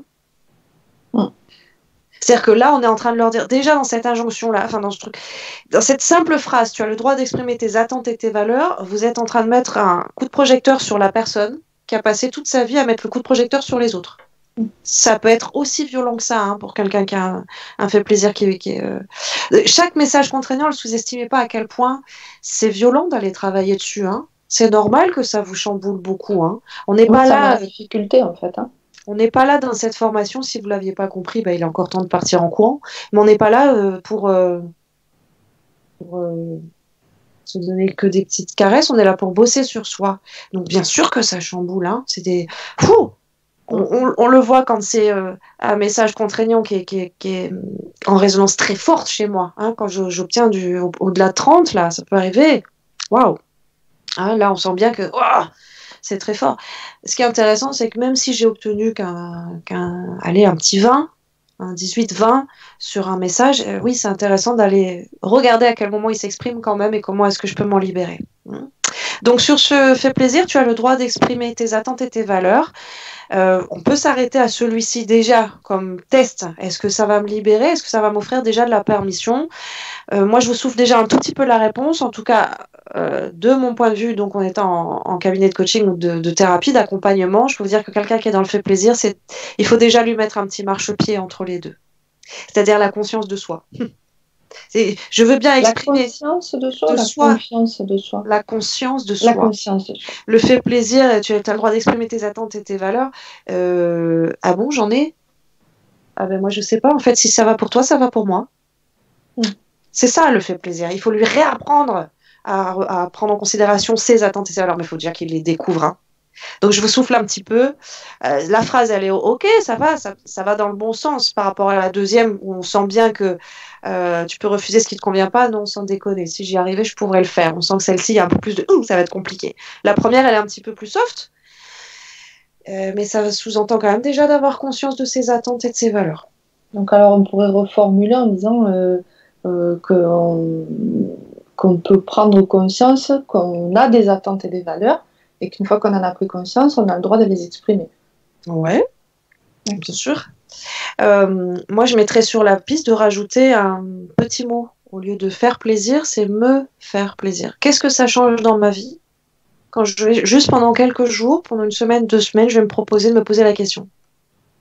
Comment je fais pour me faire plaisir? Est-ce que je peux donner une chance aux autres de me faire plaisir? Est-ce que ça me fait plaisir de faire plaisir aux autres? Oui. Pourquoi tu enlèves cette chance-là à ceux qui sont en face de toi? Pourquoi tu leur laisses pas te faire plaisir? Puisque tu comprends que faire plaisir à l'autre, c'est aussi une source de plaisir. Donc le fait plaisir, pour l'assouplir un petit peu là-dedans, on va lui faire comprendre, tu adores faire plaisir aux autres? Oui, c'est ça que tu aimes? C'est ça que tu aimes? Oui, et ben laisse-les te faire un petit peu plaisir pour voir. Donne une chance aux autres de te faire plaisir. Donc s'il te plaît, fais-le pour les autres. Ouais, on va contourner un petit peu le bazar, on va s'appuyer justement sur son profil pour dire, ah ouais, c'est vrai, c'est ça que tu aimes quand l'autre est content? Eh ben, tu sais ce qu'il voudrait? Ça serait te faire plaisir. Alors du coup, il ferait ça comment? Donc la personne va aller de facto, enfin, elle sera invitée très fortement, en tout cas, à aller sonder chez lui-même. Eh ben, c'est vrai ça, on fait comment pour me faire plaisir du coup? J'attends quoi de la vie? D'accord. C'est quelqu'un qui va du coup autoriser les autres à lui faire plaisir, qui va s'autoriser à se faire plaisir aussi. En passant par le petit subterfuge de comment ils font les autres pour te faire plaisir, ça va amener l'autre à prendre conscience soit de son abnégation, là pour le coup, soit justement de se reconnecter avec, ben, c'est vrai, c'est quoi qui me fait plaisir à moi? À moi. Puisque je suis obligée de le dire à l'autre pour lui faire plaisir, là. Tu vois? On va contourner son bazar par son propre... ce qu'on appelle la technique du judoka, un petit peu, en coaching. Je vais utiliser la force de l'autre pour l'amener du point A au point B, sans dépenser moi d'énergie. Donc j'utilise son message contraignant, pouf, pour le mettre à son service à lui. Ouais. Il y a Benjamin qui dit c'est se respecter en somme. Ouais. Sauf que ça, c'est la palme d'or en haut de quelqu'un qui a travaillé sur le fait plaisir, hein, qui avait ça en message contraignant très fort et qui arrive en étant OK avec soi-même, que se respecter soi-même et s'aimer soi-même, c'est ça la clé pour aimer les autres. Il a conquis son Graal, là il a complètement dépassé le fait plaisir. Mais la personne qui est là-dedans, avant d'arriver sur cette notion de respect de soi, il va falloir qu'elle monte quelques marches en termes de conscience de soi. Ouais. D'accord. Avant que tu passes au suivant, il y a Carpe Diem justement tout à l'heure par rapport au dépêche-toi, qui disait, donc qui proposait anticipation et organisation pour gagner en sérénité. Oui, moi ça me semble très bon ça. Comment toi tu le ressens avec ta vibration un petit peu de dépêche-toi? Oui. Ben oui, c'est sûr, oui. Anticipation, organisation pour gagner en sérénité, oui. Moi, je me souviens d'une fois, il y a quelques temps de ça, où je t'avais au téléphone et tu t'étais aidée d'un chrono. J'allais dire, oui, voilà, maîtriser, devenir le maître du temps, mais ça aide pas mal. Je me souviens en tout cas de la joie que ça te procurait, du soulagement que tu ressentais d'avoir découvert ce support-là, cet outil-là, et que ça a changé quand même beaucoup de choses dans ta façon de travailler avec ton dépêche-toi, justement. Ouais, une petite application qui me permettait de chronométrer le temps que je passais sur chaque tâche au travail et qui du coup me donnait la sensation d'être plus légitime sur le temps que je passais à faire chaque chose. C'est ça. Donc c'est un outil qui va nous permettre de comparer mon ressenti avec la réalité aussi. Hein, donc on s'ancre pour le coup dans le temps. Donc ouais, super. Merci Nat. Fais un effort, du coup. Tu as le droit de lever le pied. En termes de permission, on va se proposer, ce qui vous est proposé ici en tout cas, tu as le droit de lever le pied, de revoir tes ambitions à la baisse. Tu peux prendre du plaisir dans ce que tu fais. Est-ce que vous l'avez dans le chat à quel point... En tout cas, il y a une phrase en particulier, c'est pas du tout possible. Alors, il y a un léger décalage avec le chat, mais je pense que tu peux prendre du plaisir dans ce que tu fais. Celui qui fait des efforts, peut-être, il kiffe ça, faire des efforts et que ce soit compliqué, non? Oui, pour lui, cette phrase-là, c'est même, tu vois, tu peux prendre du plaisir dans ce que tu fais. Il va dire, ah, mais j'en prends, hein. Ça va faire un petit ricochet, ça va rebondir. Il va pas l'entendre. La notion plaisir, il l'entend pas de la même manière. Le fait un effort. Non, mais ça fait plaisir. Descends un peu en médiocrité, ce sera plus cool dans ta vie. Hein. Waouh! Non, c'est pas possible. On peut pas valider ça. Est-ce que ça fait sens pour vous aussi dans le chat? Ou est-ce qu'il y a que moi que ça fait dresser les poils à cette proposition? Je comprends contraignant fait un effort. Alors attends, ça bug un petit peu, je crois. C'est revenu. C'est revenu. C'est reviendu? Ouais. Il y a eu quelques petites secondes de... Oh, ça va. Donc, pareil, sur celui-ci, sur fait un effort. Donc, j'étais en train de vous dire à quel point moi, la deuxième partie de cette phrase, de revoir ses ambitions à la baisse, me fait grincer, dresser le poil en mode, mais pas du tout, on va pas dire ça à quelqu'un qui est dans un message contraignant, fait un effort. Là encore, on est sur quelque chose de très, très provoquant, hein, puisqu'il y a cette notion de médiocrité qu'on entend là-dedans. Hein. Sois un petit peu plus médiocre et ta vie sera plus tranquille. Donc non, on peut pas. Moi, je peux pas. En tout cas, hein, donc j'étais en train de demander, est-ce que vous aussi vous l'aviez là cette fin de phrase par rapport à ce qu'on a vu sur l'inconscient, etc. Puis surtout ce qu'on a vu sur ce profil-là, elle a fait un effort. À quel point il ne peut pas du tout valider. Il peut pas recevoir là cette permission. Il va vous envoyer balader. Elle va passer d'un côté, elle va ressortir de l'autre, quoi. Ça va pas marcher, ça. Ouais. Pour moi, c'est Okay. bon. Donc, on mâchouille un petit peu tout ça, et puis voilà, vous pouvez continuer votre petit exercice de style. Quelles sont les permissions que je pourrais offrir? Prenez du cas par cas, prenez des gens qui sont précis autour de vous, des personnes concrètes où il y a du lien, ou du relationnel en tout cas. Donc, dans le sens où plus vous allez prendre des gens qui sont présents autour de vous, ça peut être le voisin, ça peut être le boulanger, ça peut être la copine, le collègue de travail, vous amusez à les scanner comme ça, un petit peu. Et ben du coup, si c'est quelqu'un que vous connaissez, ça vous viendra plus facilement dire, avec cette personne-là qui me semble être un sois fort ou un dépêche-toi, ça me donnerait bien envie de lui offrir ça comme un petit bonbon, une permission là, pour que ça aille mieux, soit plus confortable. Ok? Alors sur Internet, vous pourrez trouver également les 5 drivers. Bon, on retrouve sur ce schéma, alors pareil, j'ai pas refait la roue, hein, je l'ai placé ici, j'ai trouvé que c'était un document de support qui était intéressant. Moi, ce qui m'intéresse surtout, c'est les dernières phrases. Alors, peut-être pas toutes, on va les voir ensemble. Ouais. Donc là, c'est un petit récap, en fait, une synthèse, les 5 drivers. Donc, les drivers, pourquoi? Parce que nous, on a cette appellation, vous l'avez compris, moi, je travaille un petit peu à l'ancienne, un petit peu. Donc, ça s'appelait les 5 messages contraignants. C'est sans doute pas assez bankable, les 5 messages contraignants. Donc, maintenant, puisque c'est moderne, on appelle ça des drivers, ok? Puisque ça te drive, que tu t'en rendes compte ou pas. Donc, pardon, moi, quand j'ai appris ça, c'était il y a un petit peu plus longtemps, c'était encore les 5 messages contraignants. Donc, j'ai trouvé ce truc-là, et on a ce que j'aime bien sur ce document, c'est cette présentation qui nous permet de remettre un petit peu en synthèse les points forts et puis les points un petit peu à surveiller de chaque message contraignant. Ouais. Donc, tu veux bien nous refaire un petit récap sur chacun des 5 messages contraignants? Oui. Alors, le sois fort. Son point négatif, on peut dire ça comme ça, c'est qu'il ne s'accorde pas le droit à l'erreur. Son point positif, c'est la discipline et la rigueur. Et le message qui peut se proposer, peut-être c'est ça, c'est la solution. Oui, c'est ce qu'il propose, oui. C'est ok de demander de l'aide. Ouais. Qu'est-ce qu'on en dit de ça? C'est ok de demander de l'aide. C'est une question en fait. Est-ce que c'est ok de demander de l'aide? C'est une question qu'on pourrait se poser ou c'est... Ouais, en fait c'est un petit mantra qui va devoir se répéter, d'accord? Ok, donc c'est ok de demander de l'aide. On peut, je m'autorise à demander de l'aide. Ouais. Ok, un petit peu comme un mantra, un petit peu comme une phrase qui va lui permettre de travailler sur son message contraignant. Le sois fort, on va lui proposer bon bah tu vois, quand tu sens que là tu es en train de lutter là contre le reste du monde, c'est ok de demander de l'aide. Teste un peu pour voir ce qui va se passer. Ouais. Okay. Je vous laisserai quand même mâchouiller le bazar. On en reparlera après, d'accord? Enfin après, pas aujourd'hui. Mais je vous laisse vraiment infuser ce bazar là, mâchouiller vos os. Vous avez toutes les pistes.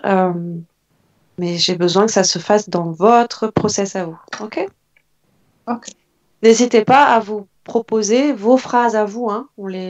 On pourra les observer ensemble, soit sur Facebook, soit par mail ou quoi que ce soit. Proposez vos permissions adaptées à votre situation ou à votre compréhension de ce cours-là. D'accord? Le fait plaisir. Alors, le fait plaisir, son point négatif, c'est qu'il néglige ses propres besoins. Oui. Son point positif, c'est qu'il est serviable et consensuel. Et le message qu'il pourrait se proposer, donc, c'est oser dire non. Voilà. Ok, on l'a vu là-dessus. Oui, c'est un axe d'évolution à se donner en tant que fait plaisir, savoir manifester le non. Et en même temps, on a vu que si je savais faire ça, hein, Ça serait plus facile pour moi. Donc, on apprend à dire le non. Ok, donc peut-être pour ceux pour qui c'est très difficile là d'oser dire non, et ben justement, ce qui m'intéresse, c'est que vous alliez chercher au fond de vous-même quels sont déjà les petits marchepieds que je peux me proposer, parce que pour l'instant, je ne sais pas encore dire non. Donc, voilà, comment je fais d'abord avant ça? Donc, essayez de vous trouver Intermédiaire.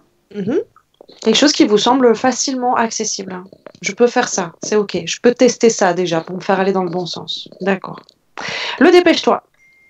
Le dépêche-toi, alors lui, le point négatif, c'est qu'il travaille dans la précipitation. Son point positif, c'est qu'il est efficace dans l'urgence. Et le message qu'il pourrait se proposer,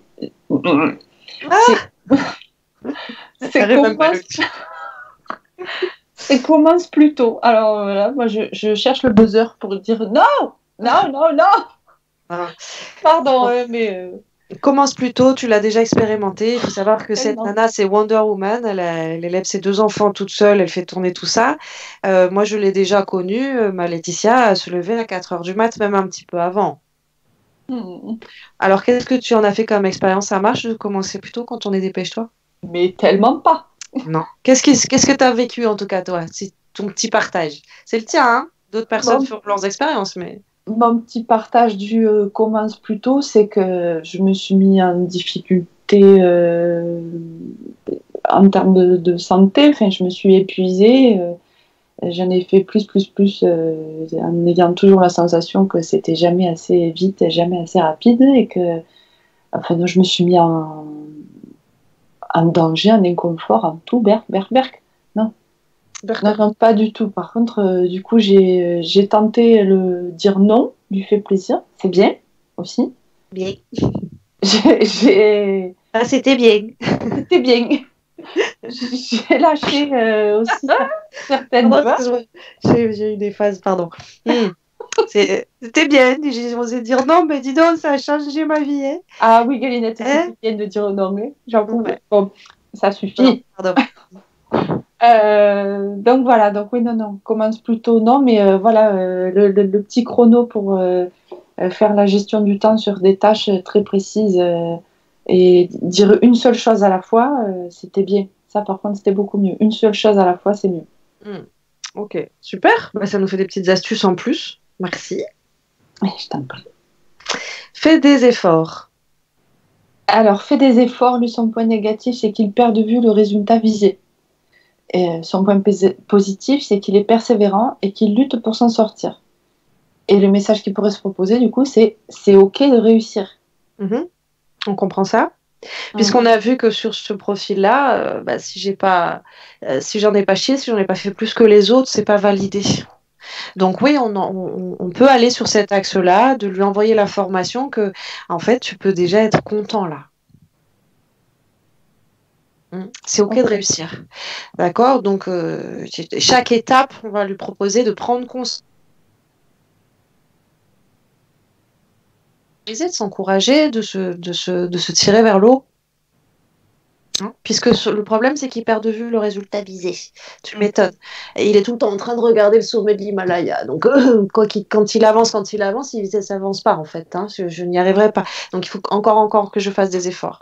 Là, avec le fait des efforts, on va lui permettre de s'arrêter 2 secondes. Hop, regarde, t'as vu tout ce que t'as fait déjà? Eh ben alors, est-ce que c'est pas bon, ça?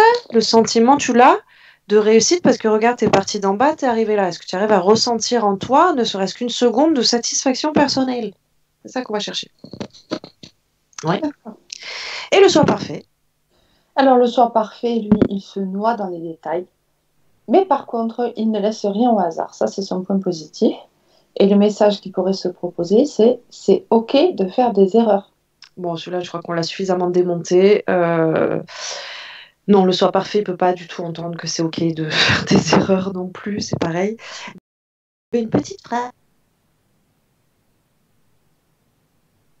en profondeur, d'accord? Parce que c'est ok de faire des erreurs, par définition, si c'est une erreur, le soi parfait va pas du tout dire bah non, si c'est des erreurs, non. Donc nous, on va plutôt aller softement sur cette notion des erreurs. Mais qu'est-ce qui est vraiment une erreur?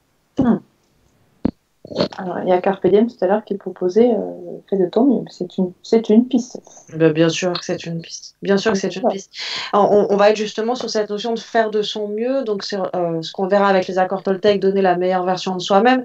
C'est exactement ce que je vous donne ici. Avec ça veut dire quoi vraiment faire des erreurs? Le concept d'erreur, on en parle. On en débriefe. 3 petits points. Eh bien, écoutez, on y est, la fin de ces 5 messages contraignants. Si vous avez des questions ou quoi que ce soit, ou des retours, si qui reviennent on se prendra ce petit temps peut-être de débriefing, puisque moi je reçois les questions entre chaque cours.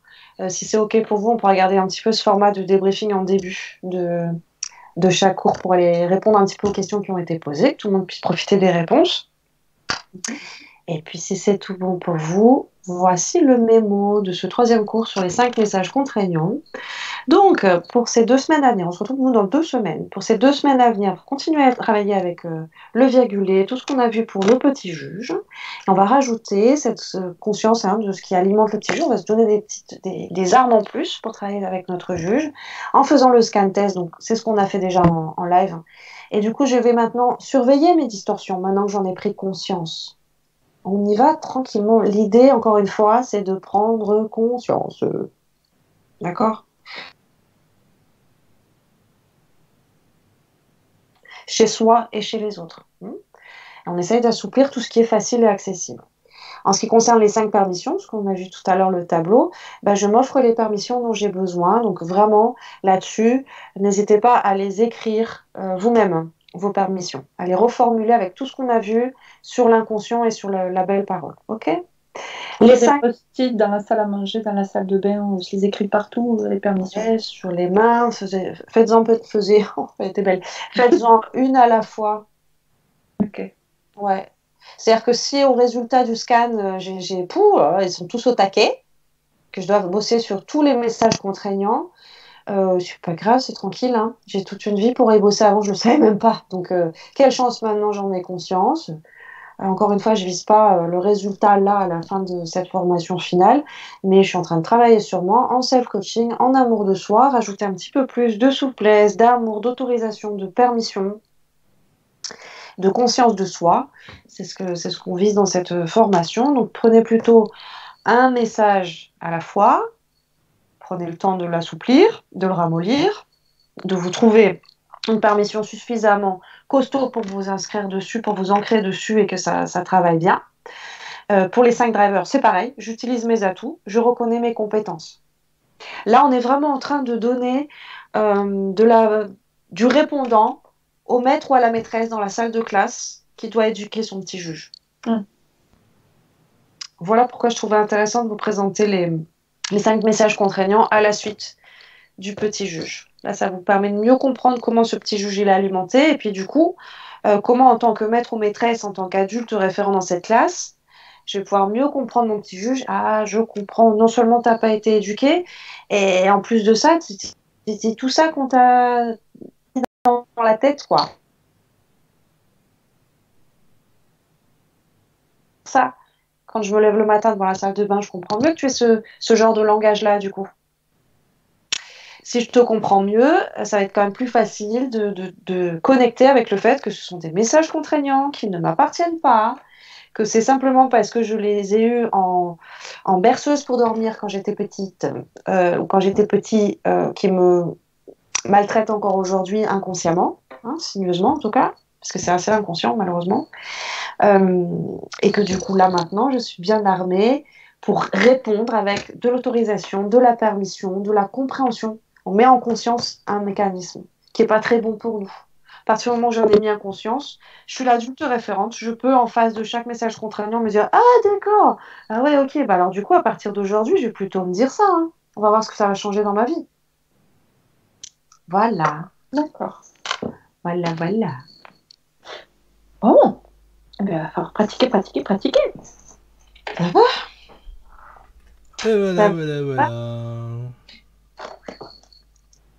Voilà. Moi, Voilà. si je peux juste te donner un petit témoignage, et c'est de dire qu'il faut peut-être pas se mettre la pression en disant que on va passer directement aux permissions et tout ça. On peut passer à ça sans oublier de continuer à pratiquer le reste et qu'il y a peut-être même des choses que tu nous as suggérées au tout début de la formation où on a l'impression que c'est encore un peu fragile et que ça va se renforcer au fur et à mesure où on va continuer de pratiquer tout ça. Oui, c'est très bien vu de ta part. Alors, je ne l'ai pas préparé, mais sur votre classeur, à la fin, au niveau des indicateurs, vous êtes encouragé à ça, hein, justement. Alors, attendez, j'allais vous chercher le buzzer. Il est ici.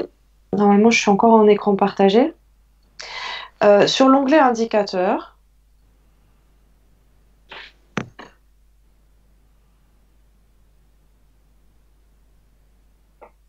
ça tourne. Sur l'onglet indicateur, à la fin de chaque cours, ouais. Donc là, on est sur le cours 3. Et on voit, je m'offre les permissions dont j'ai besoin. D'accord? Donc, hop, ici, c'est l'indicateur qui concerne le cours 3. Je m'offre les permissions dont j'ai besoin. Pour aujourd'hui, on n'a que cet indicateur qu'on a gardé sur cette liste, en tout cas, puisque c'est du cas par cas. Hein. Alors, en fonction de ce que vous avez révélé comme message contraignant, vous aurez un message de libération, de permission propre à vous-même. Surtout, je vous encourage à vous l'écrire. Donc, et on voit bien que sur ce tableau-là, je vais pouvoir m'évaluer à la fin de ce cours sur les permissions, hein, parce que je m'offre les permissions dont j'ai besoin entre 1 et 10. Et évidemment que jusqu'à la fin de la formation, je travaille encore un peu dessus. Donc, pendant que je suis en train de travailler ici, mais je n'oublie pas, bien sûr, d'aller me questionner. Donc, logiquement, avec ce support-là, qui peut sembler très Excel, quoi. Hein. Pour le coup, c'est du carré, je mets des chiffres dedans et tout le bazar. Oui, mais moi, ça m'assure que d'un cours à l'autre, vous continuez quand même au moins une fois toutes les 2 semaines avant nos rendez-vous ensemble, d'aller vous questionner. Hein. Par exemple, là, on est en cours 3. Donc, logiquement, soit avant le cours, soit après le cours, vous avez rempli cette colonne ici. Toute cette colonne ici. Ça veut dire qu'avant que le cours commence, si vous l'avez fait la veille pour le lendemain, comme je l'ai préconisé un petit peu, vous êtes à nouveau posé cette question sur l'utilisation d'un langage approprié à l'inconscient, le régulateur d'intensité, ancré dans la matière grâce à mon VACOG, interrompre une pensée, une action, une parole qui ne me convient pas grâce au bouton pause, se connecter à l'instant présent, prendre conscience, aiguiser ses sens. Avec le cours 2 sur le petit juge, on a filtré vérité, bienveillance et utilité. Ce que je veux dire par là, c'est que chacun des indicateurs des précédents cours, logiquement, si vous suivez ce tableau d'indicateurs, vous êtes amené à vous pointer dessus toutes les 2 semaines. Donc, évidemment qu'on continue à travailler dessus. J'espère que c'est assez clair pour vous, que si je me suis mis, par exemple, ici, je filtre vérité, bienveillance et utilité. Si ici, je me suis mis, je sais pas moi, un 8, ouais, j'espère que c'est assez clair pour vous que j'attends pas à me mettre un 8 en semaine 3. Hein. On essaye d'être juste avec soi. Donc, bien sûr que c'est un principe évolutif.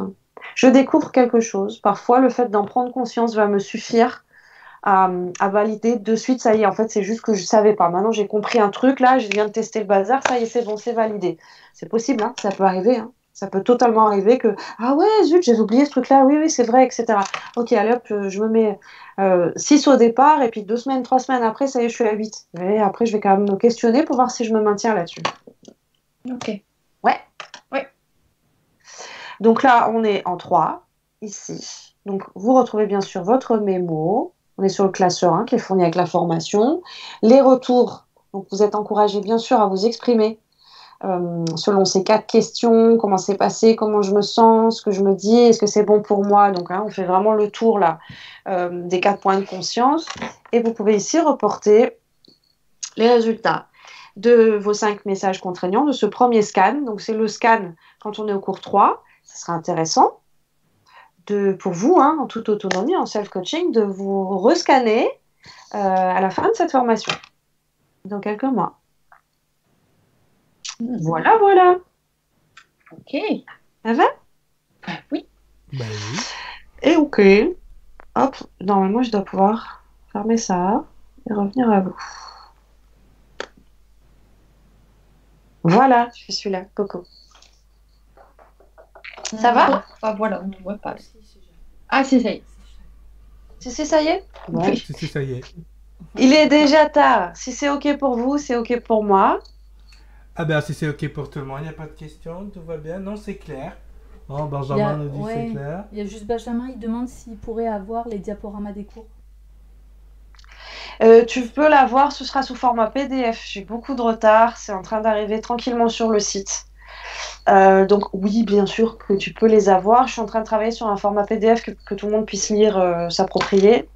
Ça arrive. Normalement, tu pourras le télécharger directement. Ça vient. Et tu vois, mes cernes, là, il y a beaucoup de travail. Ça arrive, Benjamin, c'est promis. Merci pour ta question et de me retirer les bretelles, ça arrive. Bon, eh bien, chères dames, oiseaux, hein, nous allons vaquer à des occupations nocturnes, c'est-à-dire dormir.